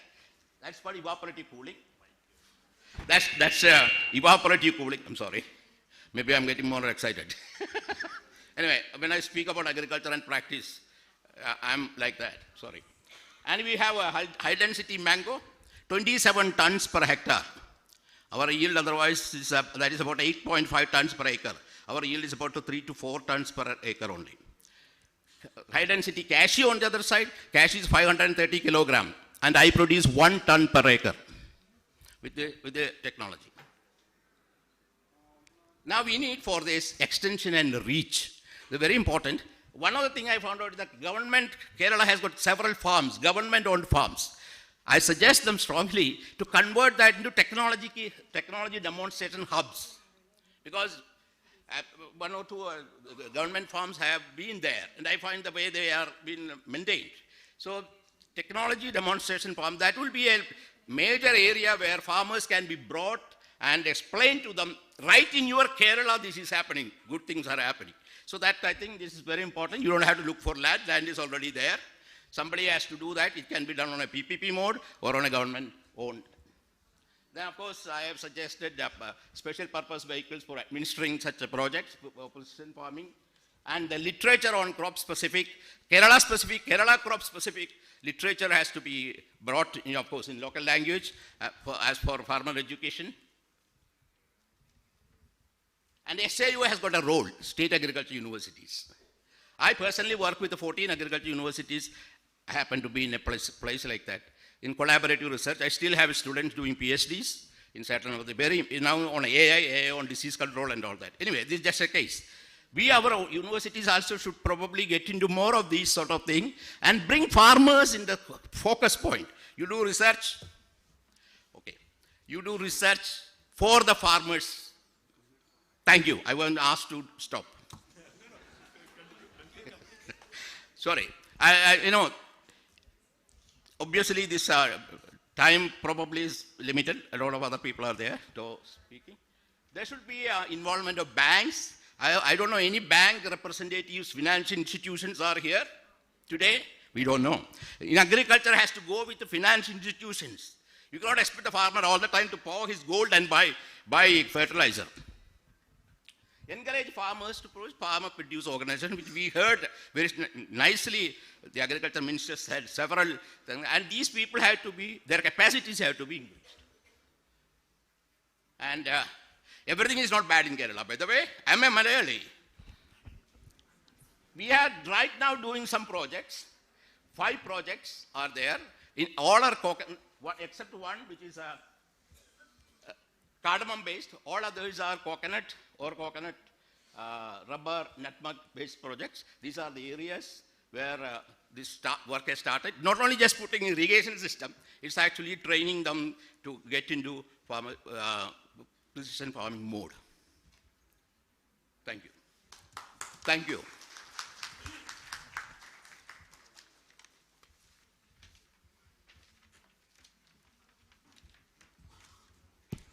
Thank you, Dr. Soman, for that insightful speech.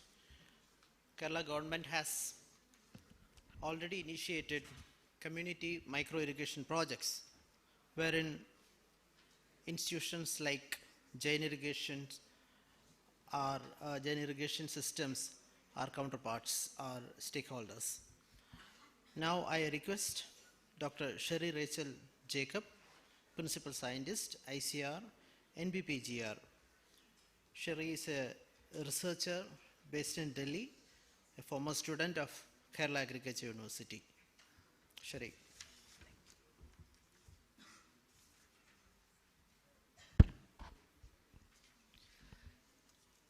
A warm good afternoon to respected dignitaries and dear delegates. The topic of my presentation is building a seed-centric resilient agricultural system. I represent the National Bureau of Plant Genetic Resources of the Indian Council of Agricultural Research. So in this presentation, I would like to highlight seed, not as a mere agricultural input, but rather as a biological resource that determines agricultural productivity, resilience, as well as long-term sustainability in our farming systems. So in that particular context, let us revisit our seed systems and examine or understand its strengths, challenges, and opportunities, and how it will align with this vision of 2031. Now, when I'm using the term seed systems, first, let's have a quick look at what are these seed systems we are mentioning. There are two categories. We have the formal seed system and the informal seed system.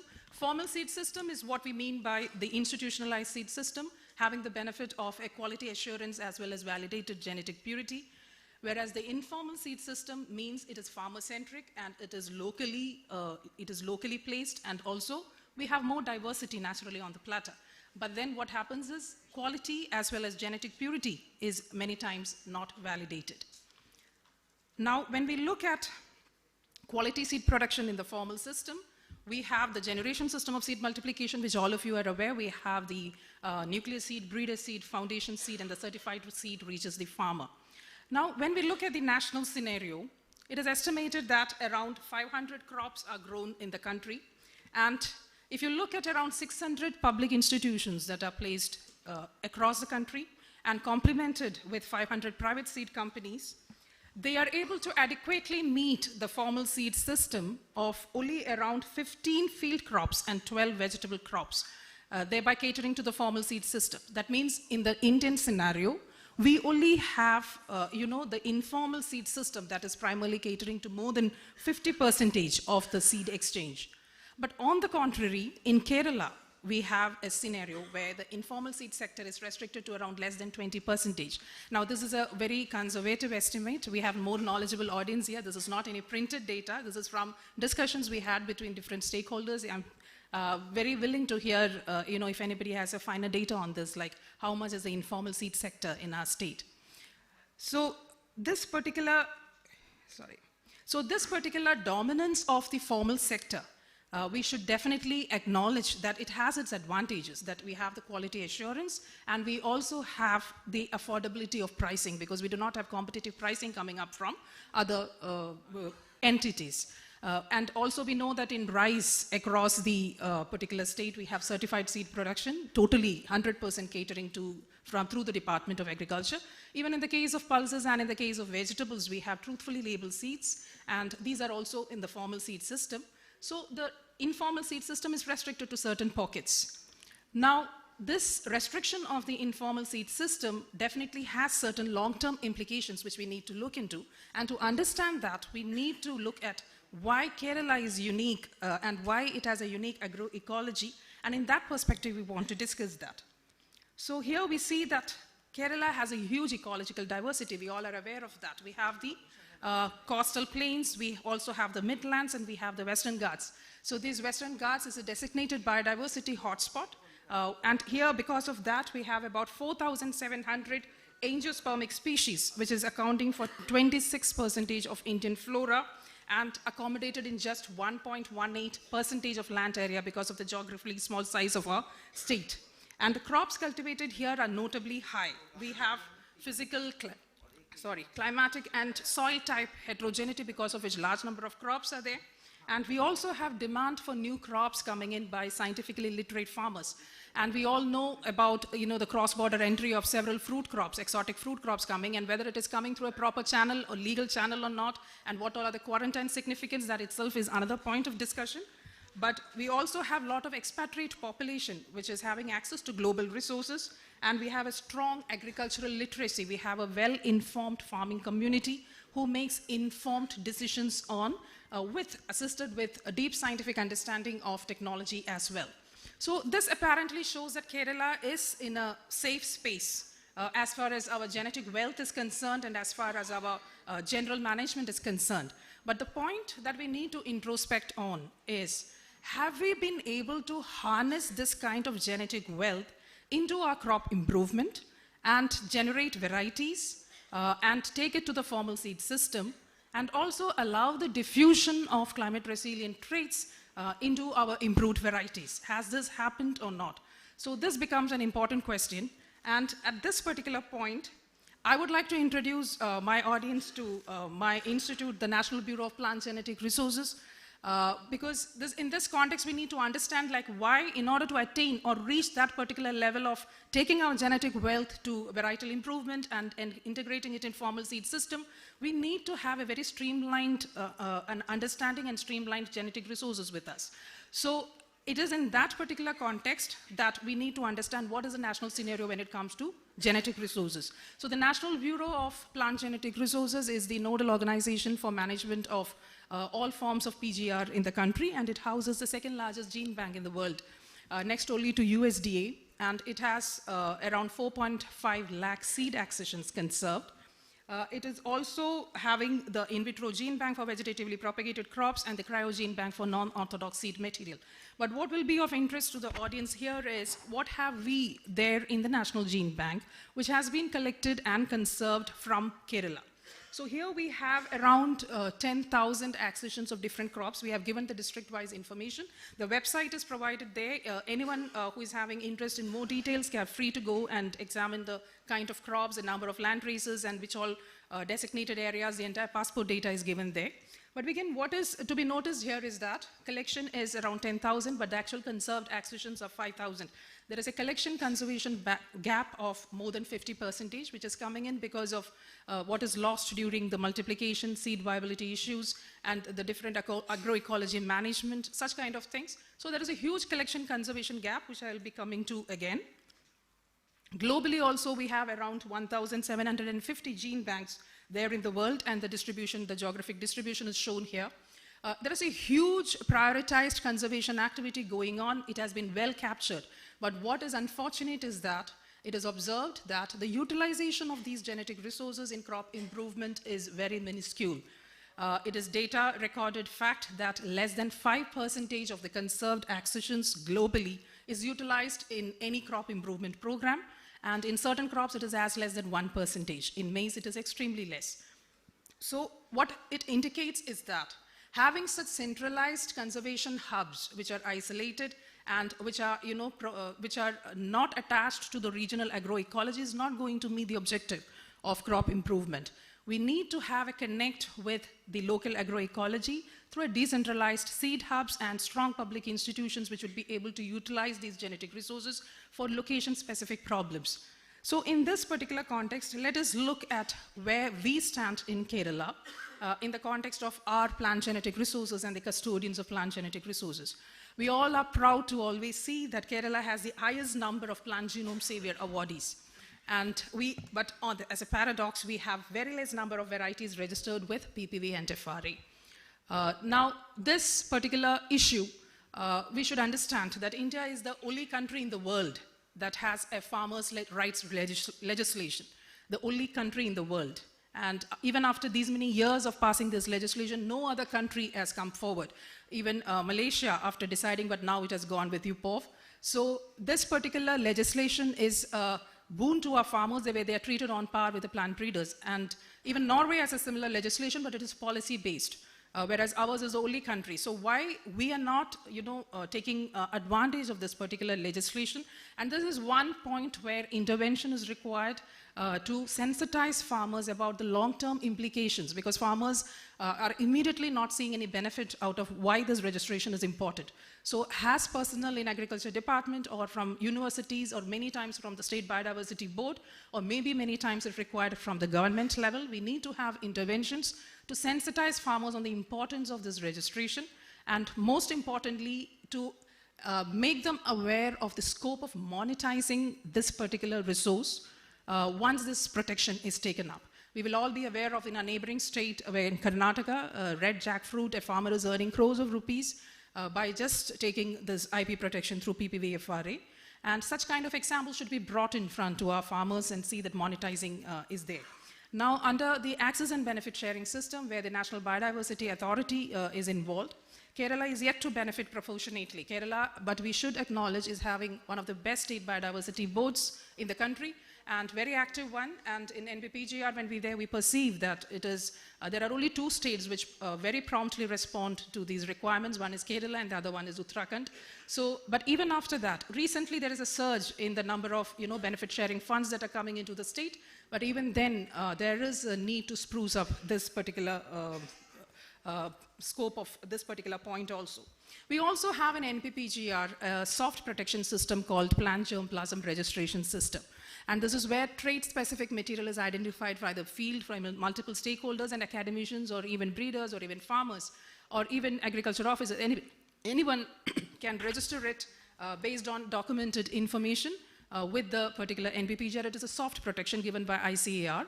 And this particular one also, if you see, Kerala is one of the states where very low number of registered germplasm has come in, even after having so much of genetic wealth. So if you look into all the reasons behind why this is so, the major reason which we have found out is because of very poor documentation. So documentation is one place where we are lacking. So the fact that a particular genetic resource exists within our political boundary does not assure the fact that it is ours. We need to claim it with proper information and with proper documentation. If we don't do it today, somebody else will do it tomorrow, and then it is impossible to get it back.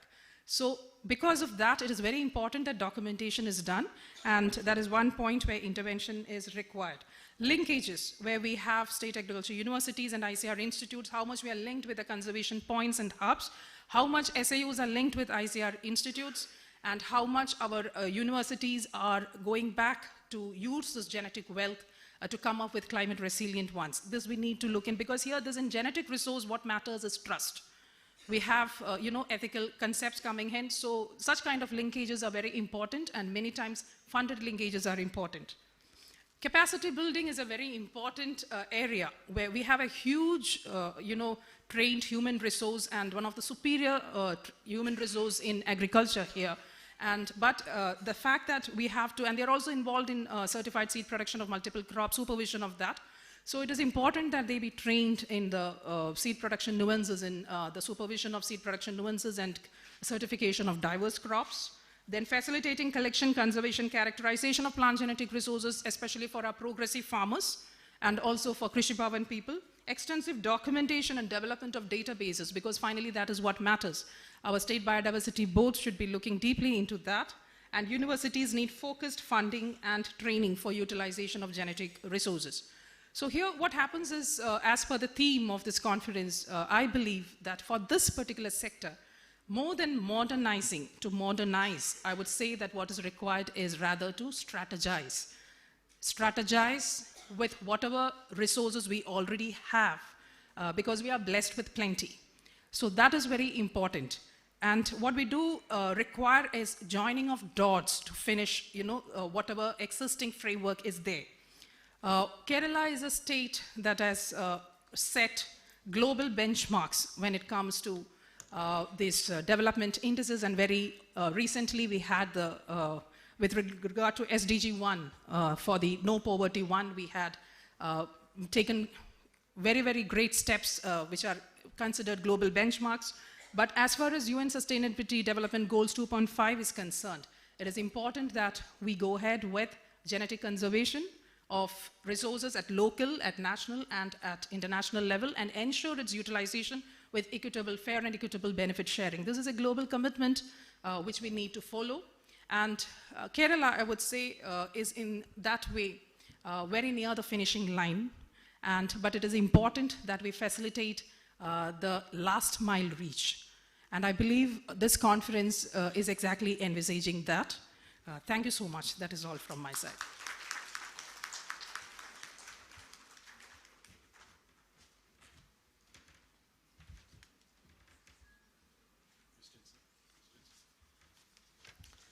Thank you, Dr. Sherry, for that speech. ഇനി നമുക്ക് ഒരു പ്രധാനപ്പെട്ട വ്യക്തിയുടെ recorded സ്പീച്ചാണ് നമുക്കുള്ളത്. അതിനു മുമ്പായി ഒരു കാര്യം നിങ്ങളോട് പറയാനുള്ളത്,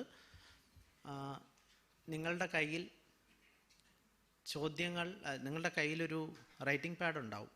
ആ റൈറ്റിംഗ് പാഡിൽ നിങ്ങൾക്ക് ആവശ്യമായിട്ടുള്ള, നിങ്ങൾക്ക് ചോദിക്കാനുള്ള ചോദ്യം എന്താണെന്ന് എഴുതിയിട്ട്, നമ്മളുടെ അഗ്രികൾച്ചർ കോളേജിൽ നിന്ന് വന്ന കുട്ടികൾ ഇവിടെ വോളണ്ടിയേഴ്സ് ആയിട്ടുണ്ട്. അവർ നിങ്ങളുടെ അടുത്തേക്ക് വരും. അവർക്ക് ആ ചോദ്യം നിങ്ങൾ കൈമാറിക്കഴിഞ്ഞാൽ, അത് ആരോടാണ് നിങ്ങൾ ആ ചോദ്യം ചോദിക്കുന്നത് എന്ന കാര്യം കൃത്യമായി അതിൽ എഴുതുക. എഴുതി തന്നാൽ അതിന് ഞങ്ങളൊരു റിപ്ലൈ ഇവിടെ നിന്ന് അതിൻ്റെ ഡിസ്കഷൻ, കാരണം നമുക്കിനിപ്പോൾ we are running short of time. അപ്പോൾ അത് കുട്ടികളോട് ഞാൻ പറഞ്ഞിട്ടുണ്ട്. നിങ്ങൾ പോയി ഈ ചർച്ചയെ ഒന്നും, ഇവിടെ നടക്കുന്ന ചർച്ചയെ ഒന്നും അങ്ങനെ ബാധിക്കാത്ത തരത്തിൽ ഈ സൈഡിൽ കൂടെ പോയി നിങ്ങൾ മേടിച്ചിട്ട് വരിക. ഓക്കെ. അടുത്തതായിട്ട് നമുക്ക് ഡോക്ടർ മീനേഷ് ഷായുടെ റെക്കോർഡഡ് സ്പീച്ചാണ്. അദ്ദേഹം ചെയർമാൻ നാഷണൽ ഡയറി ഡെവലപ്മെൻറ്റ് ബോർഡായിട്ട് പ്രവർത്തിക്കുന്നു. ഡോക്ടർ മീനേഷ് ഷാ ഇവിടെ എത്തും എന്ന് നമുക്ക് ഉറപ്പ് തന്നതാണ്. പക്ഷേ അദ്ദേഹത്തിന് ചില ആരോഗ്യപരമായിട്ടുള്ള ചില അസൗകര്യങ്ങൾ ഉണ്ടായത് കാരണം അദ്ദേഹത്തിന് വരാൻ കഴിഞ്ഞില്ല. പകരം അദ്ദേഹം ഡോക്ടർ രാജീവ്, അദ്ദേഹം നമ്മുടെ NDDBയുടെ എക്സിക്യൂട്ടീവ് ഡയറക്ടറാണ്. ഡോക്ടർ റോമി, അതുപോലെ തന്നെ NDDBയുടെ സീനിയർ ഒഫീഷ്യൽസ് 4 പേരെ ഇതിലേക്ക് ഡെപ്യൂട്ടി ചെയ്തിട്ടുണ്ട്. Thank you very much for coming. Now we will hear the recorded speech of Dr. Minesh Shah, Chairman, NDDB. Namaskaram. Good morning, all of you. On this initiative of Government of Kerala Planning Board, I think this is a very good initiative of spanning the vision for 2031, and particularly the sector which is likely to be focused is modernizing agriculture, livestock and fisheries sector. My apologies, I had planned to be there physically and deliver my address. However, because of some other engagements which has come up, just in a short notice, I am unable to do so.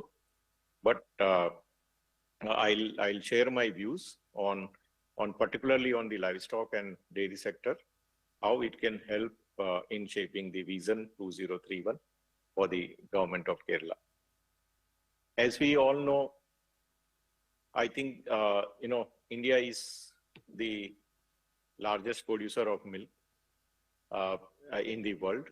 We are actually producing about 248 million metric tons of milk, and this is growing at a CAGR of almost 5 to 6% per annum. And if we compare the same figure for the world, I think the global milk production is growing just at 2%. So we are an important player in terms of milk production in the world. And we have a history of making our country from milk deficit country to self-sufficient, and we have traveled that journey through the Operation Flood program. When we became independent, the milk production was just 17 million metric ton per annum. Or per capita availability was continuously going down because there was a population growth higher than the milk production growth. And in that journey, now we have not only become self-sufficient, but also the largest milk producer in the world. At the same time, we are also the world's largest consumer of milk and milk products. We have almost 35-40% of population which is lacto-vegetarian, and for them, perhaps the only good source of protein, animal protein, is milk and milk products. And therefore, I think if you see the trend again, the share of spending on milk, is increasing continuously, and it has already overtaken the good opportunity to the rural output from the livestock. So now let us, I think, having discussed about the global and the Indian scenario in terms of milk and milk products, let us see the context of Kerala. If you compare the milk production of Kerala with the All India figure, it just accounts for 1% of the total milk production. It was about 70 lakh kg per day last year, of which a good amount is coming to the market as a surplus.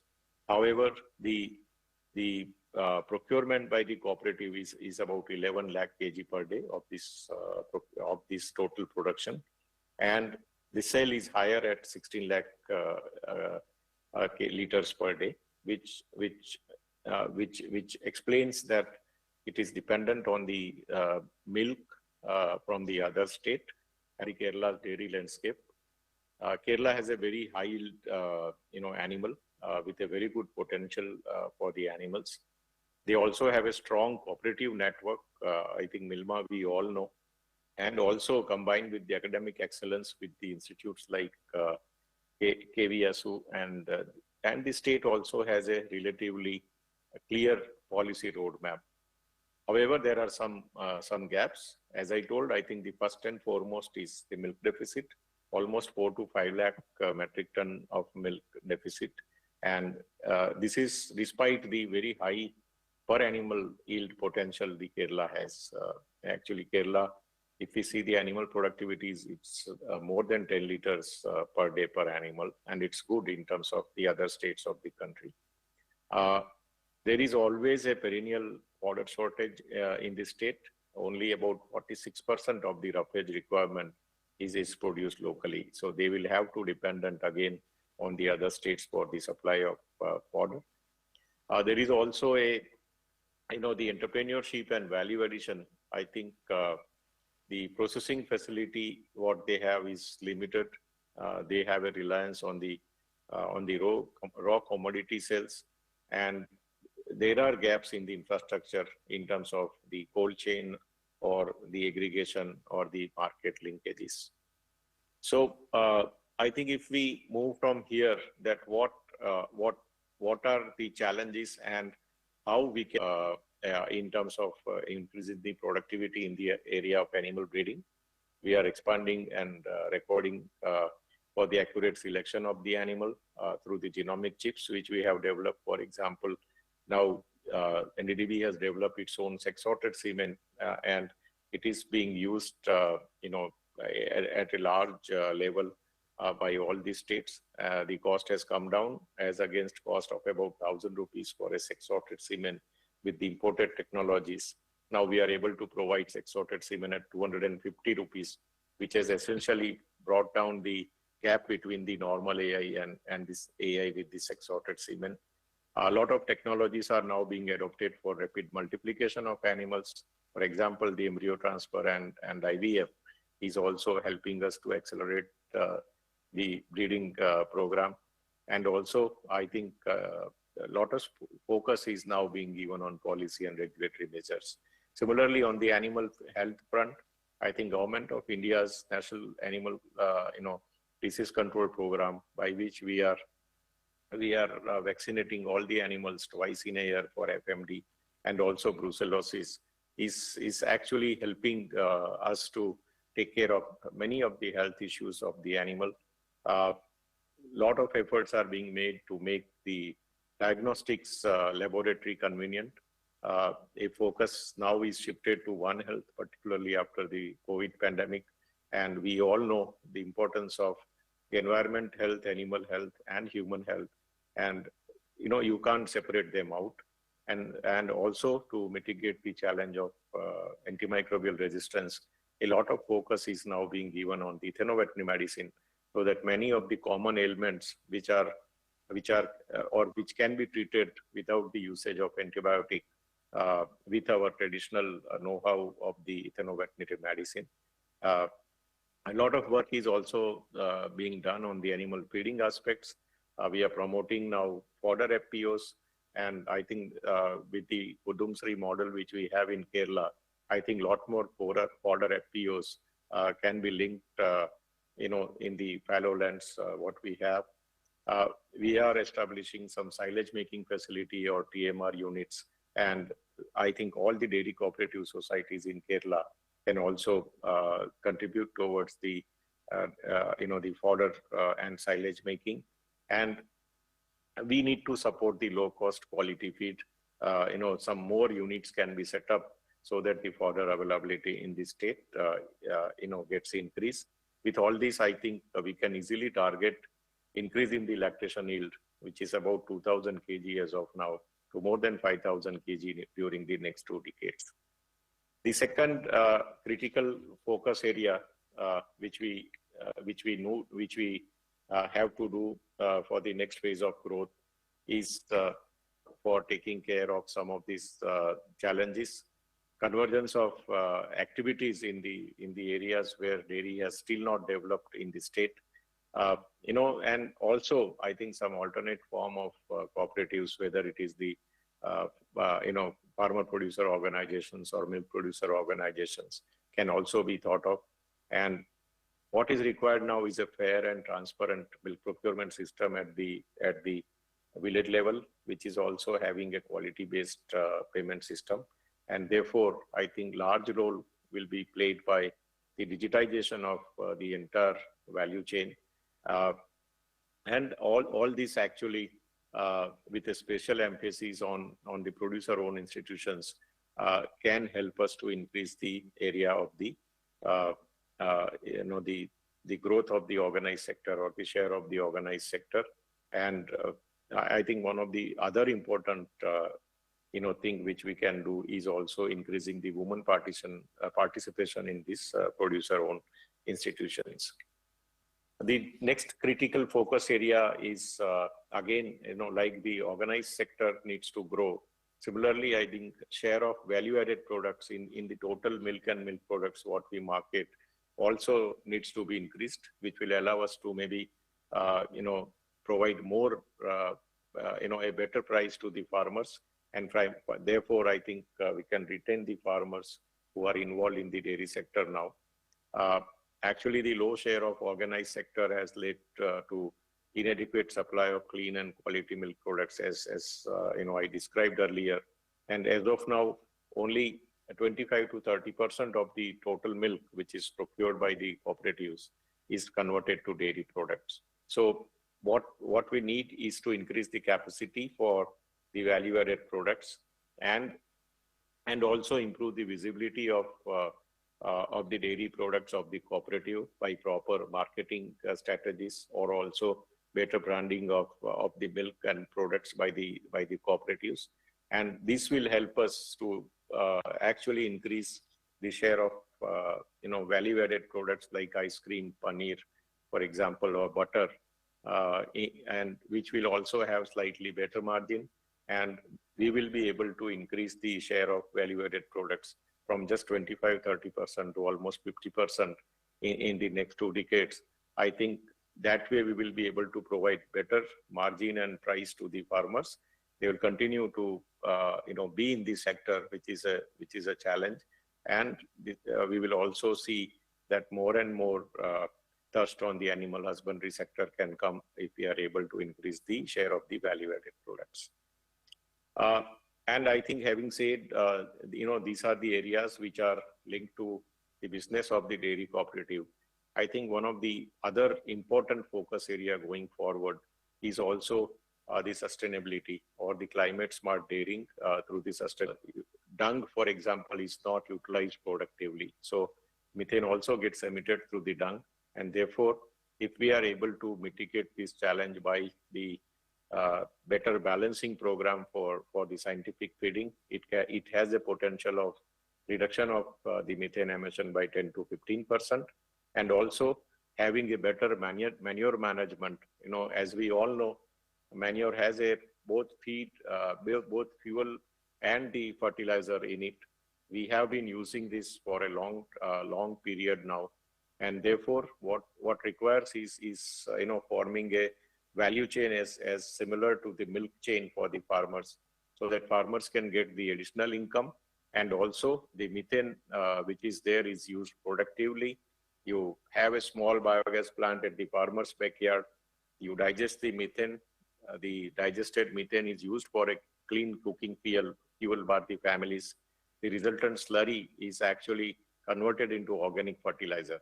So a cluster of such small biogas plant at the farmer level is one solution for the clean cooking fuel and also producing organic fertilizer. We can also, set up the large-scale compressed biogas plant, for example, where large quantity of dung can be taken at a centralized location. We have set up such plants of 100 metric ton dung capacity every day, 4,000 cubic meter digester. You again, digest the methane. The raw biogas produced can be used either for taking care of the thermal energy in the dairy plant, or you further purify this raw biogas to 95% methane level, compress it, and it can be used for the the vehicle mobility. This is the compressed biogas, and the policy environment is also now very conducive in our country. Government has very recently now made blending of compressed biogas compulsory 2% in the CNG, and therefore I think the requirement for such compressed biogas from the dung is going to increase, and which very clearly says that more and more cooperatives can set up such compressed biogas plants and use this opportunity to provide better income to farmers, promote organic fertilizer in the country, and also make our sector more sustainable. Apart from these two, I think there is also a focus on the renewable energy, and Kerala has been putting a lot of efforts on opportunity. I'm again thankful to the organizers for allowing me to share some of my views for the next 2 decades, or helping the Vision 2031 for the government of Kerala. Thank you so much.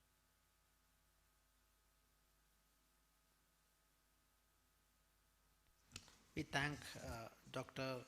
Minesha and the entire team of NDDB for that insightful talk. ഒന്നുകൂടി ഓർമ്മിപ്പിക്കുകയാണ്, നിങ്ങളുടെ ചോദ്യങ്ങൾ എഴുതി കഴിഞ്ഞെങ്കിൽ നമ്മളുടെ വിദ്യാർത്ഥി സുഹൃത്തുക്കൾ 2 സൈഡിലും ഉണ്ട്.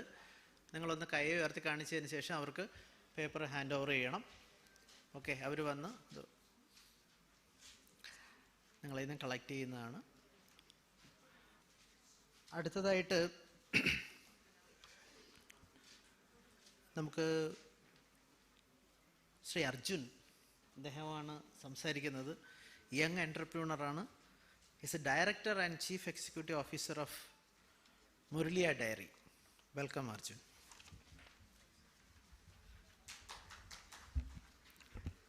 Good afternoon, everyone. I think I'm the last panelist standing before you and lunch, so I'll try to keep this quick. Honorable officials from the ministries, distinguished members of the State Planning Board, distinguished panelists, and respected colleagues. It's an honor to stand before this gathering, which is shaping the trajectory of Kerala's next decade. I represent Muraliya Dairy. We are a relatively young organization, having begun our operations in 2017. Our aspiration from day one has been to produce world-class, high-quality dairy products right here in Kerala, using modern systems and professional management. Over the last 8 years, with the enabling support of our government, we have grown to serve more than 1.5 lakh liters of milk and dairy products daily to consumers across the state. This journey, first of all, would not have been possible without the support and the facilitation of Government of Kerala and its various departments. And today, as we set up our new dairy plant at the KSIDC Business Park in Angamali, we do so with deep appreciation for the enabling ecosystem that the state has created for us. Kerala has already taken meaningful steps towards strengthening agricultural and food processing and ease of doing business in general. My submission today is offered in that same spirit, grateful for what has been done and hopeful for how much more we can accomplish together. The Vision 2031 document rightly emphasizes the need to shift more of our produce into branded, packaged, and value-added products, and many of our panelists also spoke about the importance of moving our produce into value-added products for giving better price to our farmers. This is essential if we are to improve the demand across India and even globally, and enhance the productivity and profitability in our agricultural sector. This is what the private sector also seeks to do. However, I would like to briefly bring your attention to the specific economic realities of modern dairy processing. Dairy is a unique business. It is high volume, but it is structurally a thin margin industry. Net margins are typically between 3 to 7% and very highly dependent on raw milk prices. It's also a business of high risk, dealing with a highly perishable commodity that demands 24/7 care. In such a sector, we cannot create profitability by high pricing. Milk and curd are daily essentials consumed by almost every household, so we cannot simply increase prices to improve profitability. Profitability and therefore viability of industry must come from structural efficiency. Within that context, I would respectfully place before you 5 areas where continued policy support could significantly strengthen Kerala's dairy and potentially broader agricultural ecosystem. These are not requests of the private dairy sector alone. I think these are structural levers that can help position Kerala as a leader in modern food processing. My first point concerns the capital investment in setting up processing facilities. The biggest barrier to entry is the high capital investment needed in setting up a modern processing facility. Setting up a modern dairy plant which produces 1 lakh liters per day, which is not a big amount, with value-added products requires an investment of over 50 crores. For an industry operating on 3 to 7% margins, that is a substantial commitment. Many entrepreneurs hesitate because the risk of spoilage and price volatility adds another layer of uncertainty. The state's approach of developing industrial parks is already a major step in encouraging such investments. In addition, providing subsidized land, giving tax breaks on plant equipment, and considering shared utilities like, say, a shared effluent treatment plant for all the plants within that food park can reduce the upfront capital required. And even modest reductions in the upfront capital required improves financial viability, and I'm sure will accelerate the investment in the sector. And a related and equally important issue is approvals. The government has already made significant strides in ease of doing business, and we feel the difference. To take this further, particularly for agribusiness and food processing sectors, we humbly request a fully integrated single window clearance system within food processing clusters with time-bound deemed approvals.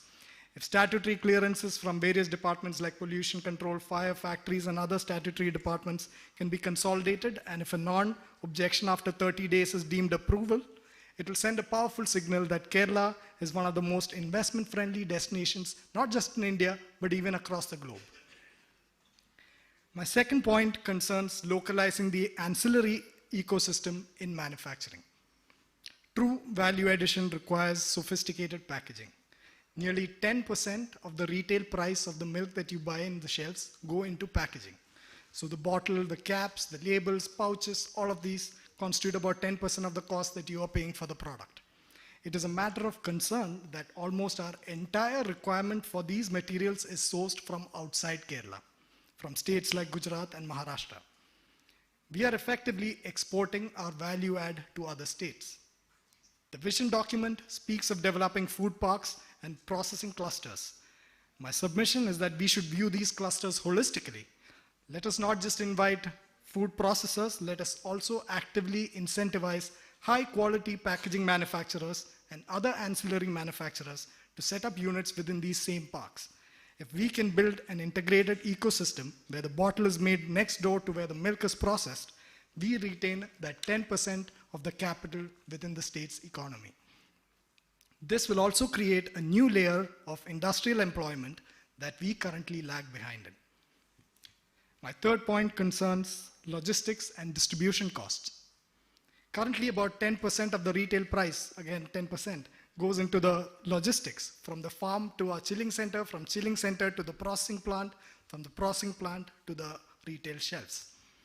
For example, transporting products from our plant in Trivandrum to Cochin, a distance of about 200 kilometers, takes about 7 to 8 hours one way. With improved road infrastructure, this can realistically be reduced to 3 to 4 hours. If key corridors connecting our production clusters to urban areas are strengthened and the transit time can be reduced by even 30 to 40%, the impact for the businesses will be substantial. First, the shelf life of products improve. As you know, shelf life is very short for agricultural produce and milk especially. So the less time spent in transit and the more time spent in a cold chain infrastructure and proper storage, the better the shelf life. Second, the trucks can complete additional routes, more additional routes in the same time frame.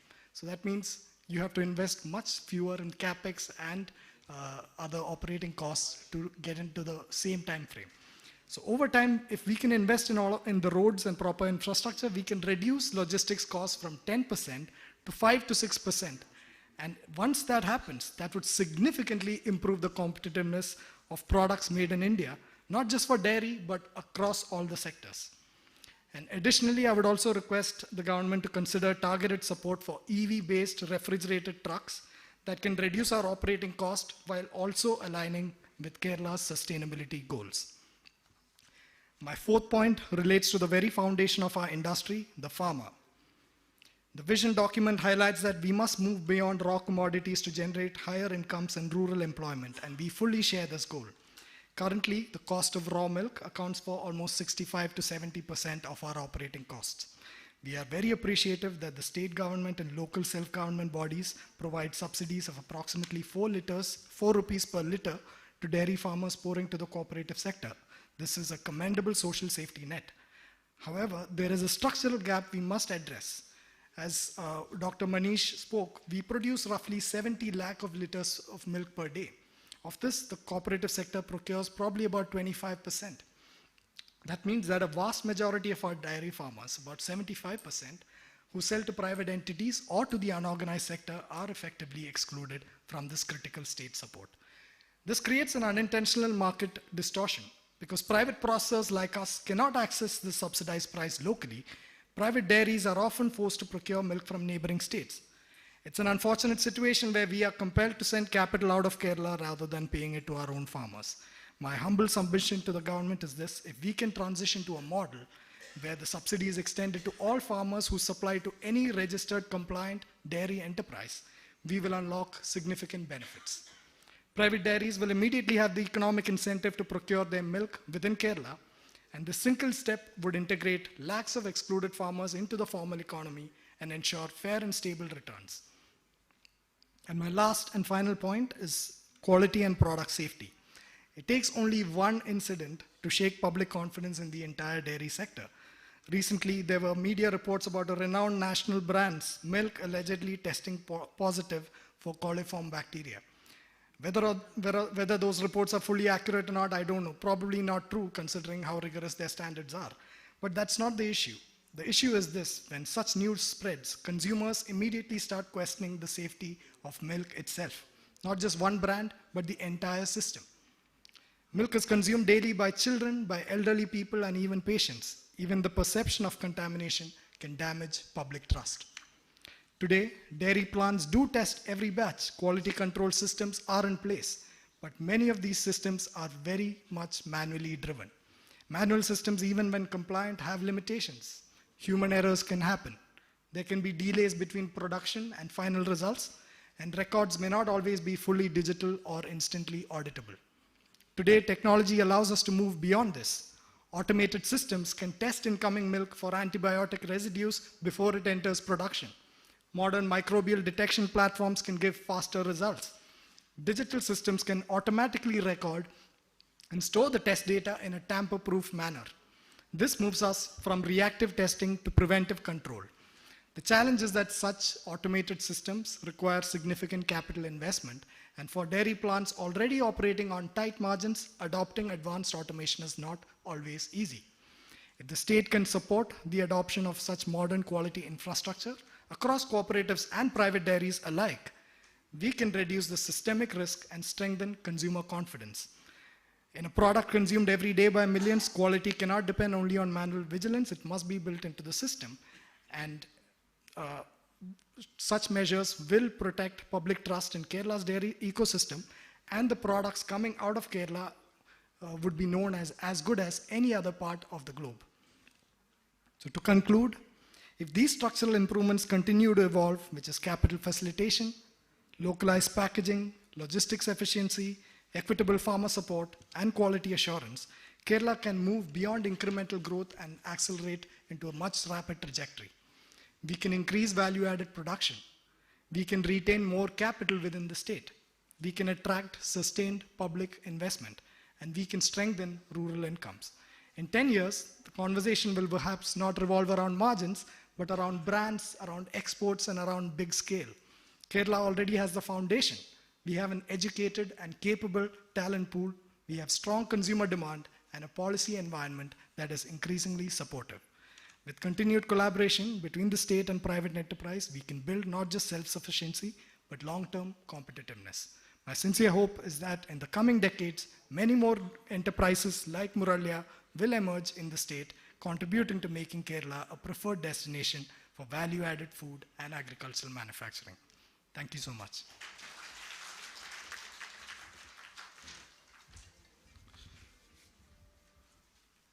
നമുക്ക് വളരെ പെട്ടെന്ന് ചില ചോദ്യങ്ങളിലേക്ക് മാത്രം കടക്കേണ്ടതുണ്ട്. ഭക്ഷണം നമ്മളെ കാത്തിരിക്കുന്നുണ്ട്.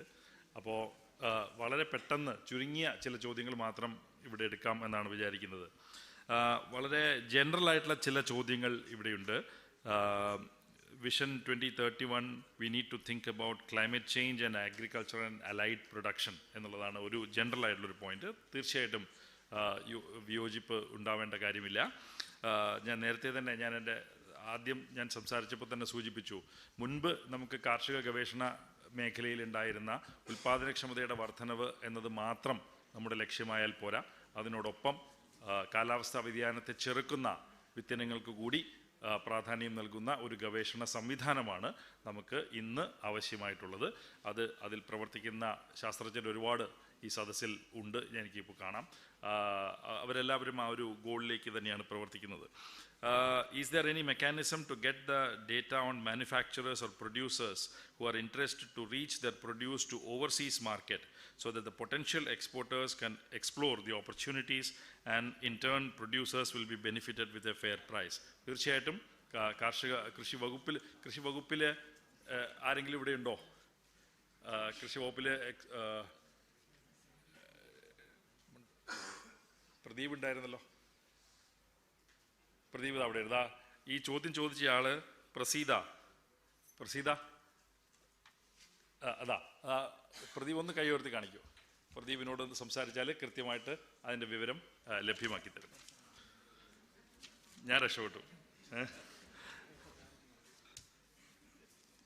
എനിക്കുള്ള 1-2 ചോദ്യം ഉണ്ട് അത്രേ. Promoting climate resilient livestock farming is a need of the hour. Components can be temperature, humidity monitoring systems, biogas plants, rainwater harvesting, solarization, climate resilient fodder products. വിയോജിപ്പില്ല. ഇത് തന്നെയാണ് കൃഷിയുടെ കാര്യത്തിലും ഡോക്ടർ സോമൻ ഇവിടെ പറയാൻ ആഗ്രഹിച്ചത്.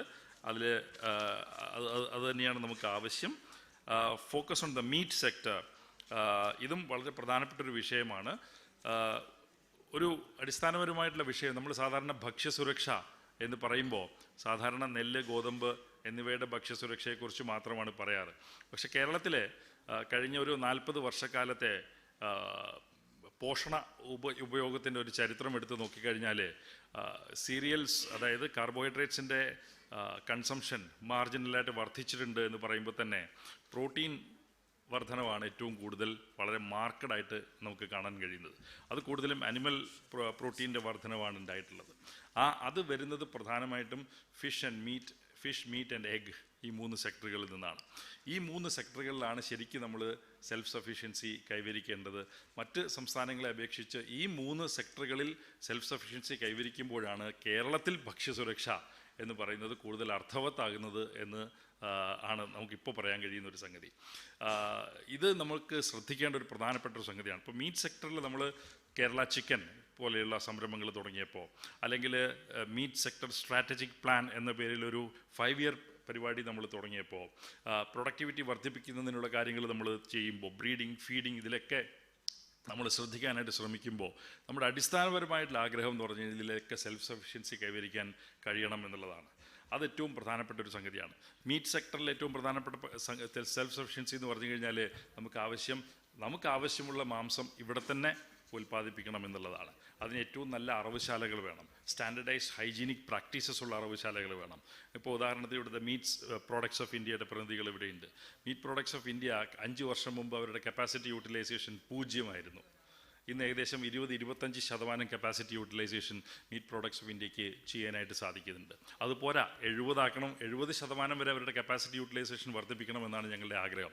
പക്ഷേ അതിനി മുമ്പോട്ട് അടുത്തൊരു 5 വർഷത്തേക്കുള്ള അജണ്ടയായിട്ട് അത് മാറും. അപ്പോൾ മീറ്റ് സെക്ടർ ഇത് വളരെ മീറ്റ്, എഗ്, ബാക്ക്യാർഡ് പോൾട്രി, അതുപോലെ തന്നെ അതിപ്പോൾ എഗ് പ്രൊഡക്ഷൻ്റെ കാര്യത്തിൽ, അതുപോലെ തന്നെ ഈ പുതിയ സംരംഭങ്ങൾ, ഇപ്പോൾ മുരളിയ ഡയറി സെക്ടറിൽ പ്രധാനപ്പെട്ട പുതിയ സംരംഭമാണ്. മിൽമ ഒരു വലിയൊരു സംരംഭമായിട്ട് നമ്മുടെ മുമ്പിൽ പണ്ടേ തന്നെ ഉണ്ട്.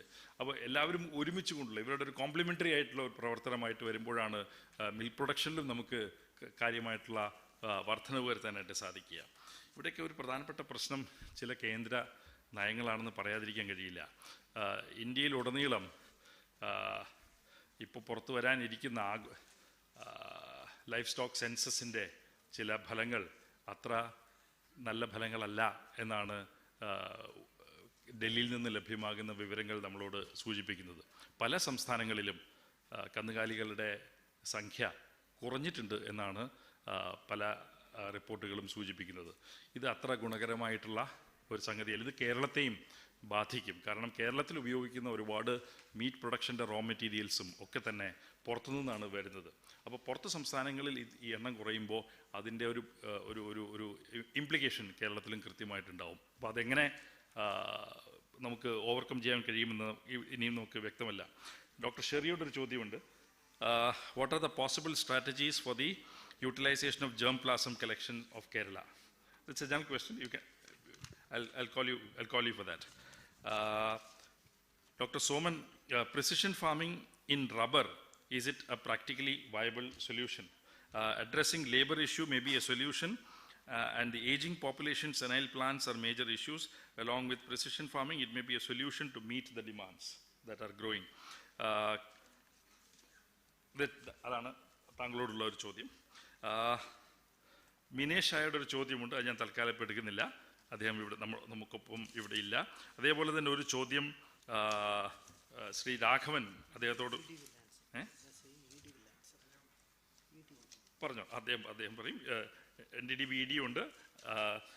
ഒന്ന് എഴുന്നേറ്റ് നിൽക്കാമോ? Thank you for coming. ആ വിഷയങ്ങളൊക്കെ ഇദ്ദേഹത്തോട് ഭക്ഷണം കഴിക്കുമ്പോൾ സംസാരിക്കാനായിട്ട് അവസരം ഉണ്ടാവും. ദയവായിട്ട് അദ്ദേഹത്തിൻ്റെ മുഖം ഓർത്ത് വയ്ക്കുക. മീറ്റ് സെക്ടർ കഴിഞ്ഞു.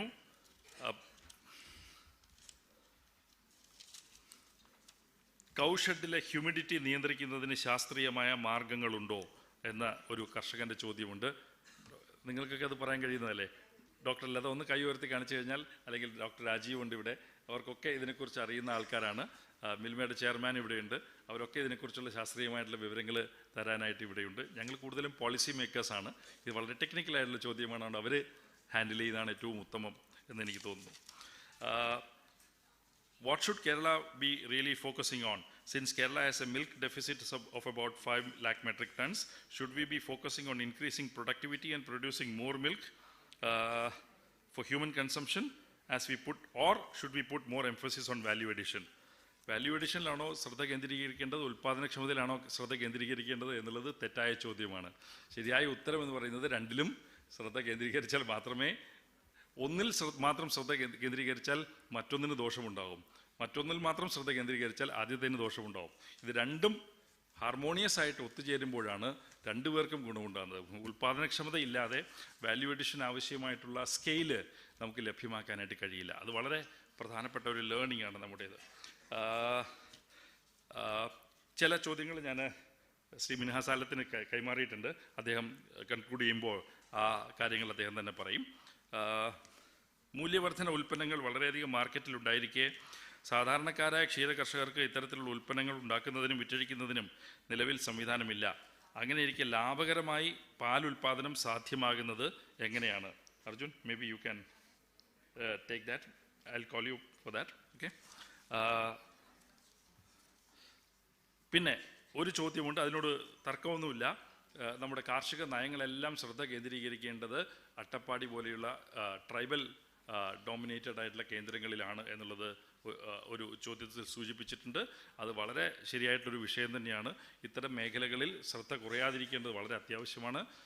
ഇപ്പോൾ മില്ലറ്റ് പോലെയുള്ള കൃഷികൾ പ്രോത്സാഹിപ്പിക്കുമ്പോൾ നമ്മൾ തിരഞ്ഞെടുത്തിട്ടുള്ളത് ഇത്തരം മേഖലകൾ തന്നെയാണ്. അത് തുടരണം എന്ന് തന്നെയാണ് നമ്മുടെ അഭിപ്രായം. ചില ചോദ്യങ്ങൾ ഡോക്ടർ രാഘവനോടുള്ള ചോദ്യമുണ്ട്. What are the prospects of myctophid അത് മിക്ടോഫിഡ് ആണോ മൈക്ടോഫിഡ് ആണോ എന്ന് എനിക്ക് എൻ്റെ പ്രൊണൗൺസിയേഷൻ അറിയില്ല. Fishery in Kerala. Does a commercial fishery for myctophids exist anywhere in India? അത് ഫിഷറീസ് മേഖലയിലെ വിദഗ്ധർ തന്നെ അതിന് മറുപടി എഴുതി തന്നിട്ടുണ്ട്. Kerala is not exploiting lantern fishing presently, but studies of CMFRI show that we are having a potential for lantern fishing in the deep sea particularly. Lantern fish is not edible because of the high wax content, but it can be converted to value-added products. Presently, we are not exploiting it, but we are having potential. After the EU conclave, which was recently held, one of the private parties approached government of Kerala and has expressed interest for lantern fishing and thereby value addition in the sector. ഇതാണ് അതിൻ്റെ ഉത്തരം. ഇതാണ് പ്രധാനമായിട്ട് വന്നിട്ടുള്ള ചോദ്യങ്ങൾ.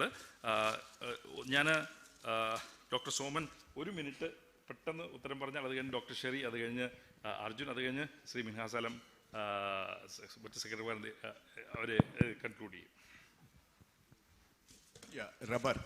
One of the things which probably in rubber is the input management. Aging plantations, I will come later. The input management can be made more precision, and there are IoT-based technologies available used in other things, which I don't think anyone has tried. We usually provide the service, IoT-based and with the sensors in the rubber garden. The other one, within field variability, which I was showing, is a serious problem in rubber estates, which is my observation, and many of the growers whom I know also share that one. That has to be taken out. So that is possible. Now, aging population, actually we have, in India as such, in any plantation thing, we do not have actually a replacement planting strategy.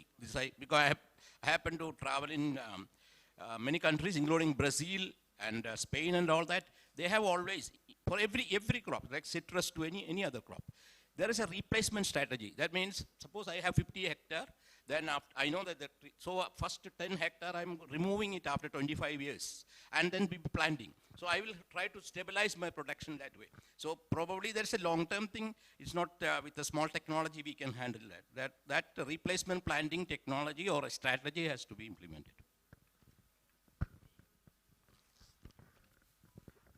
Yeah, the question was how to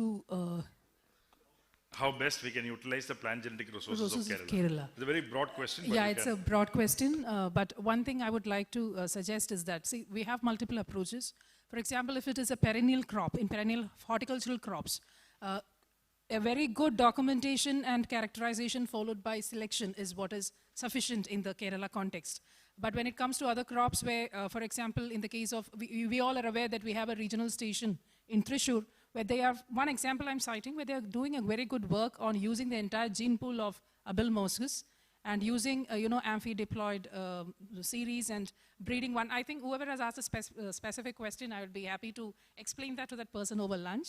But then it is for trait introgression where the entire gene pool has been used because we have it within Kerala itself.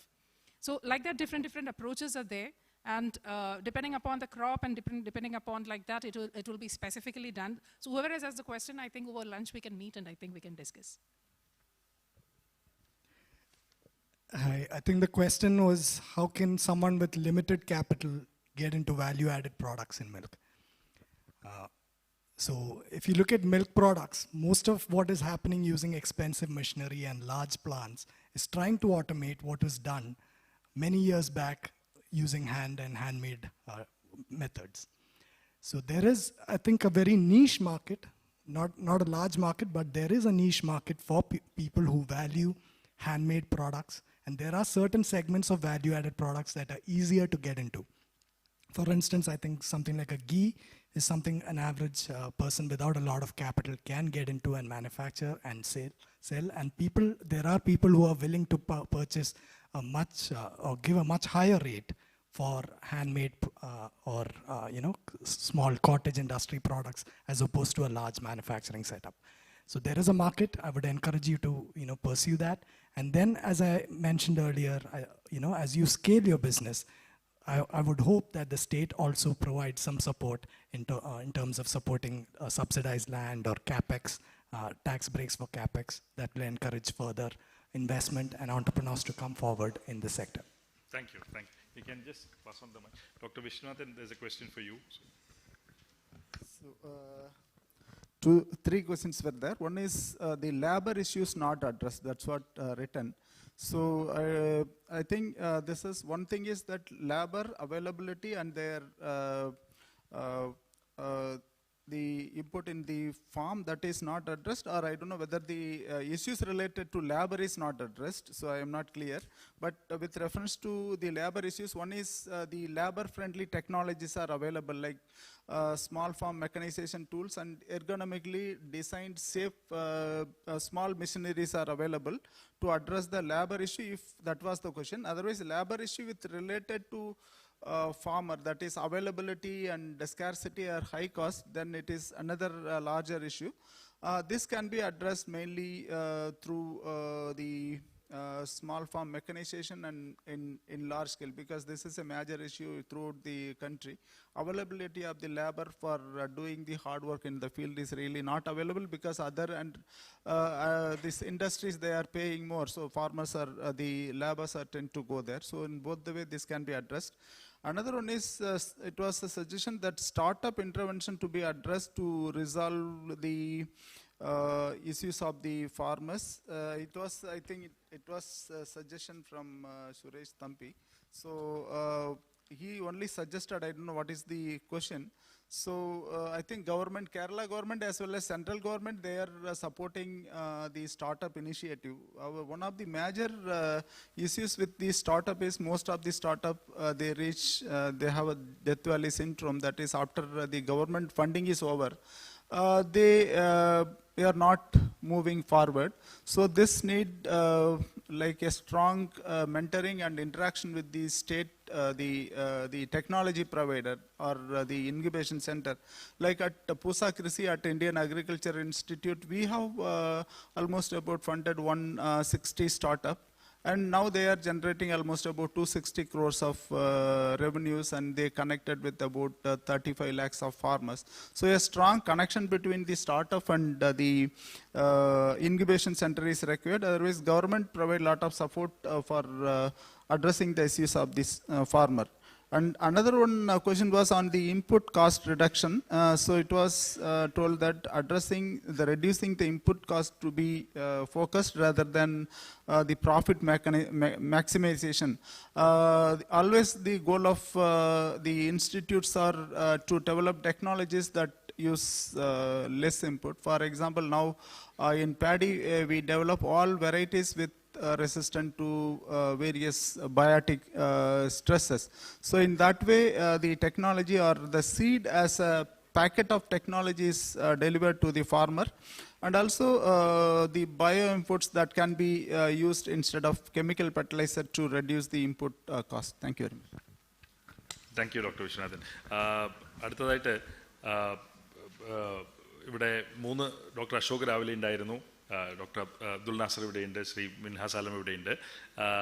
ഈ മൂന്ന് പേരെയും പ്രതിനിധീകരിച്ചുകൊണ്ട് ശ്രീ മിൻഹാസ് ആലം പെട്ടെന്ന് ചില കാര്യങ്ങൾ ഇവിടെ wrap-up ചെയ്തിട്ട് പറയും. അതിനുശേഷം നമുക്ക് നന്ദി പ്രകടനത്തിലേക്ക് പോകാം. അത് കഴിഞ്ഞ് പിന്നെ ഭക്ഷണം. Thank you so much. I will not take more than 5 minutes. It was a very good session in the morning for last almost 3 hours.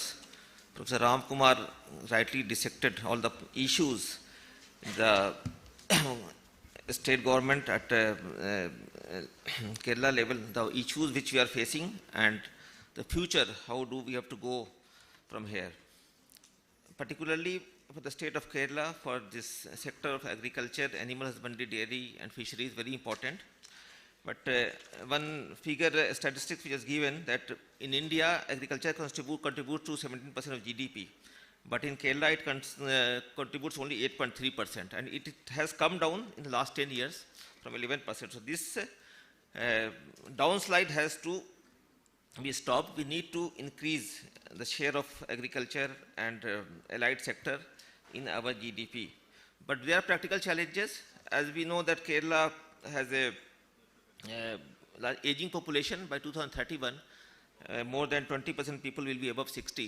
So we need to have policies and programs so that people adopt agriculture, animal husbandry, dairy, fisheries. because otherwise it will be difficult to maintain the level which we are maintaining right now. So each sector, agriculture, animal husbandry, dairy, fisheries, they have their own issues, their challenges. But one thing is common, that we need to improve productivity in all these areas. In case of agriculture particularly, as we know, even at all India level, this horticulture production is increasing. It is more than the normal farm grains production. So that in Kerala we have horticulture production and we have plantation crops. These productions we have to increase. There's a figure that around 1,000 crores rupees is spent on importing vegetables from outside the state. I think we need to have more and more vegetable production. For that, state government have to take steps to incentivize the production of vegetables in the country. The modernization of agriculture is very essential. And these policies, from Vietnamese experience, it was advised that we need to have equitable development with right incentives. So whatever incentives we are giving in these areas, we need to prioritize, like those incentives which increase productivity and production, that has to be maintained. So that the state planning board may have a study to find out which are the incentives which should be there, because we have a lot of schemes are there, but and we do not do regular analysis that whether all the schemes should continue or should not continue. So and how these schemes have to be modified if it is required. So this has to be done. A lot of schemes are there, but whether all are effective or not, that we have to identify, and we have to change if it is required. The agriculture sector, we need to do a lot, because we have various marginal holdings, small holdings, less than 1 hectare, maximum holdings are there. So we need to improve productivity, we need to adopt technology, we need to have precision farming as advised by the Jain irrigation, because we are a small state. We know that Vietnam has done quite wonders. That is a country with area only around 10% of Indian area. We have a country in Netherlands which is less than Kerala, but it's one of the second highest exporter of agriculture products after USA. So there are models how a small state, a small country can do wonders in this sector. So Kerala has to adopt this example of these countries or these states which have done quite well in this sector. Then animal husbandry dairy is very important for the state. I think we are having a shortage of milk production and we have to import from outside. We have to increase our productivity, even though our average daily milk production per cow is 10.79, which is second to Punjab. We still have a lot to do, and we need to increase it to 12 kg per day by 2031. In Kerala, we have high production costs. We have shortage of fodder. We have to get fodder from other places. Even concentrated feed, which is produced by Milma, Kerala Feeds, and other private players, we need to have local supply also, and we have problems particularly in getting these raw materials, maize and all we get from, because this comes from far away places, this cost increases, and then the farmer has to pay high price. So cost of production of milk is increasing. Even though Milma is paying almost 80% of the sales cost to farmers, but there is demand from farmers that this price should be increased. So that is a very, very thin margin in dairy sector in the state, and that's why this price and all is demand for increase of price, but we have to balance between the price which consumers have to pay and price which producers have to pay. So there has to be balance. Then regarding animal husbandry, there's a lot of things to do. We need to have vaccination, we need to have insurance for farmers. As of now, we are able to do insurance for only a small percentage of animals, and that it requires to universal coverage, that is very highly essential, vaccination and insurance. The production of meat, egg and all are there also not up to the mark. We need to have more and more production, and unless we have the raw material supply, there will not be much private sector investment in value addition. So first we need to have good production so that we can have raw material supply, then only we can have more private sector to invest. In Kerala, we have a lot of parks, spice parks, we have food parks, and we also have done quite well in MSMEs, the schemes of food processing and other department scheme in animal husbandry and dairy also.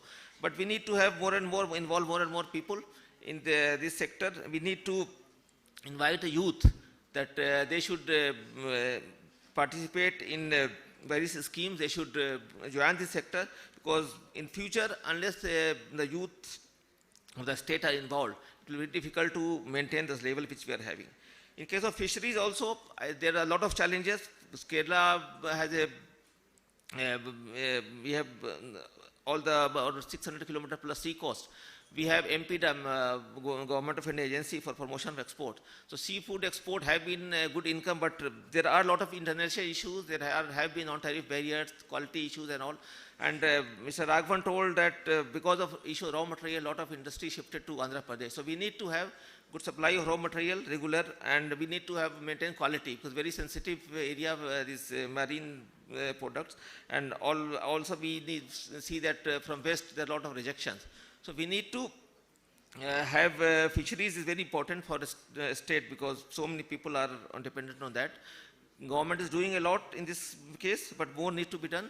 So overall, there is a lot to be done. We need to analyze our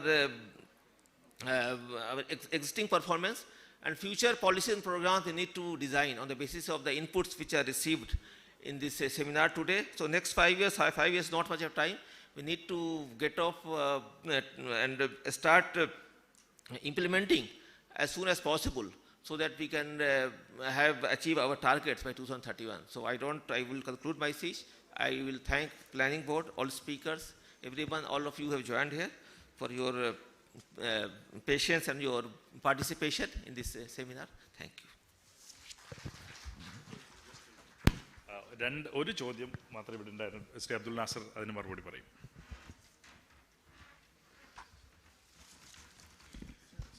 നമസ്കാരം എല്ലാവർക്കും. 2-3 ചോദ്യങ്ങളാണ് ആകെയുള്ളത്.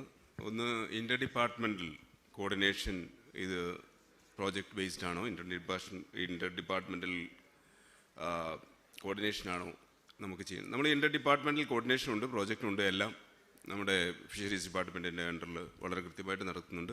കാരണം fisheries department മാത്രമായിട്ട് നമുക്കൊരു നടപടികൾ ചെയ്യില്ല. LHD അല്ലെങ്കിൽ tourism, coastal, harbour engineering, port, ഇതുപോലെയുള്ള എല്ലാ ഡിപ്പാർട്ട്മെൻറ്റുമായിട്ട് ചേർത്തിട്ട് മാത്രമേ പരിപാടികൾ നടത്താൻ പറ്റുള്ളൂ.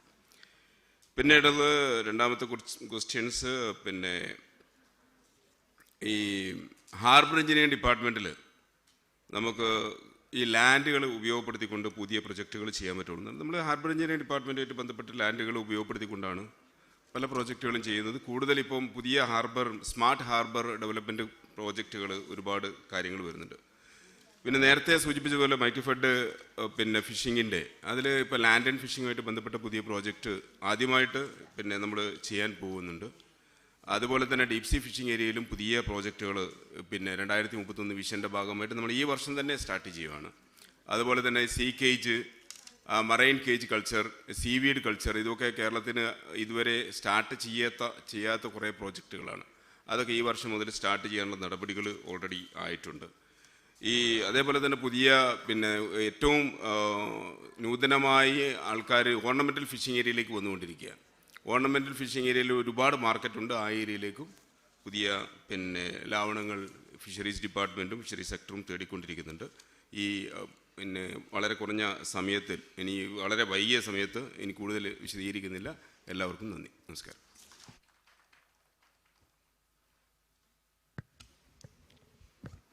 Thank you, sir. Now we are coming to the final session. That is, we have to thank the guests, as also we would like to hand over a small gift from Planning Board. I request Dr. Ramkumar to hand over the, okay, Minaj Alam sir.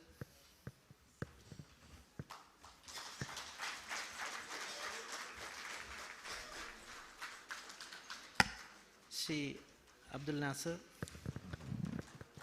IAS, Dr. C. Vishwanathan,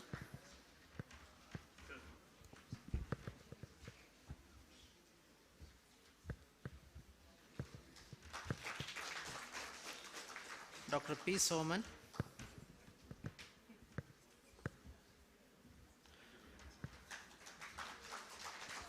Dr. Sherry Rachel Jacob,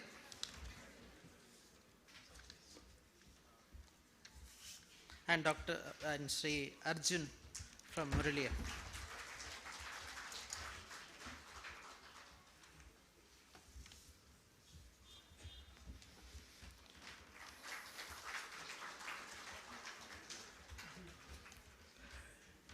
Thank you, sir. Keep it for the ministers. Now, it's my duty to thank the dignitaries as also the participants. I express my sincere thanks to Sri P. Prasad, Srimati J. Chinchurani, and Saji Cherian, Honorable Ministers of Agriculture, Animal Husbandry and Fisheries respectively, Professor Dr. Ramakumar, Member Kerala State Planning Board, I thank him, Dr. Minesh Shah, Dr. Kaudufat, and both of them in their absentia, I profoundly thank them. Dr. C. Vishwanathan, Dr. K. N. Raghavan, Dr. P. Soman, Dr. Sherry Rachel Jacob, and Arjun for coming over and sharing their insights with us. And we have Dr. Chelsasini IAS and Dr. Abdul Nasir IAS with us, Dr. Regil IAS, Dr. Shalini, Dr. Lata, Professor from Kevasu, Dr. Ranjit from Kufos, Dr. S. Rajiv, Romy Jacob, Nimmi Topno, and Anjana from NDDB, and also Dr. Berin, Dr. Shalini Pillai, Dr. Pradesh, Dr. Beena, Dr. Gauripriya from KAU. I don't know, I have seen some of the faces and I have thanked whoever I have seen. Dr. Vinuji and Dr. Nandakumar are there. Dr. Salil Kuti, MPI, and Dr. Rajiv, I thank all of them. Suresh Thampi from Kera, Dr. Anil from Kevasu, Mandro, Santosh, Smita, Anil, and all my friends from fisheries. I have noted down some names and I have thanked all of them. If I have left anybody, we have been honored by your presence, and this has been a very meaningful conference, international conference session. Thank you. Please join us for lunch outside.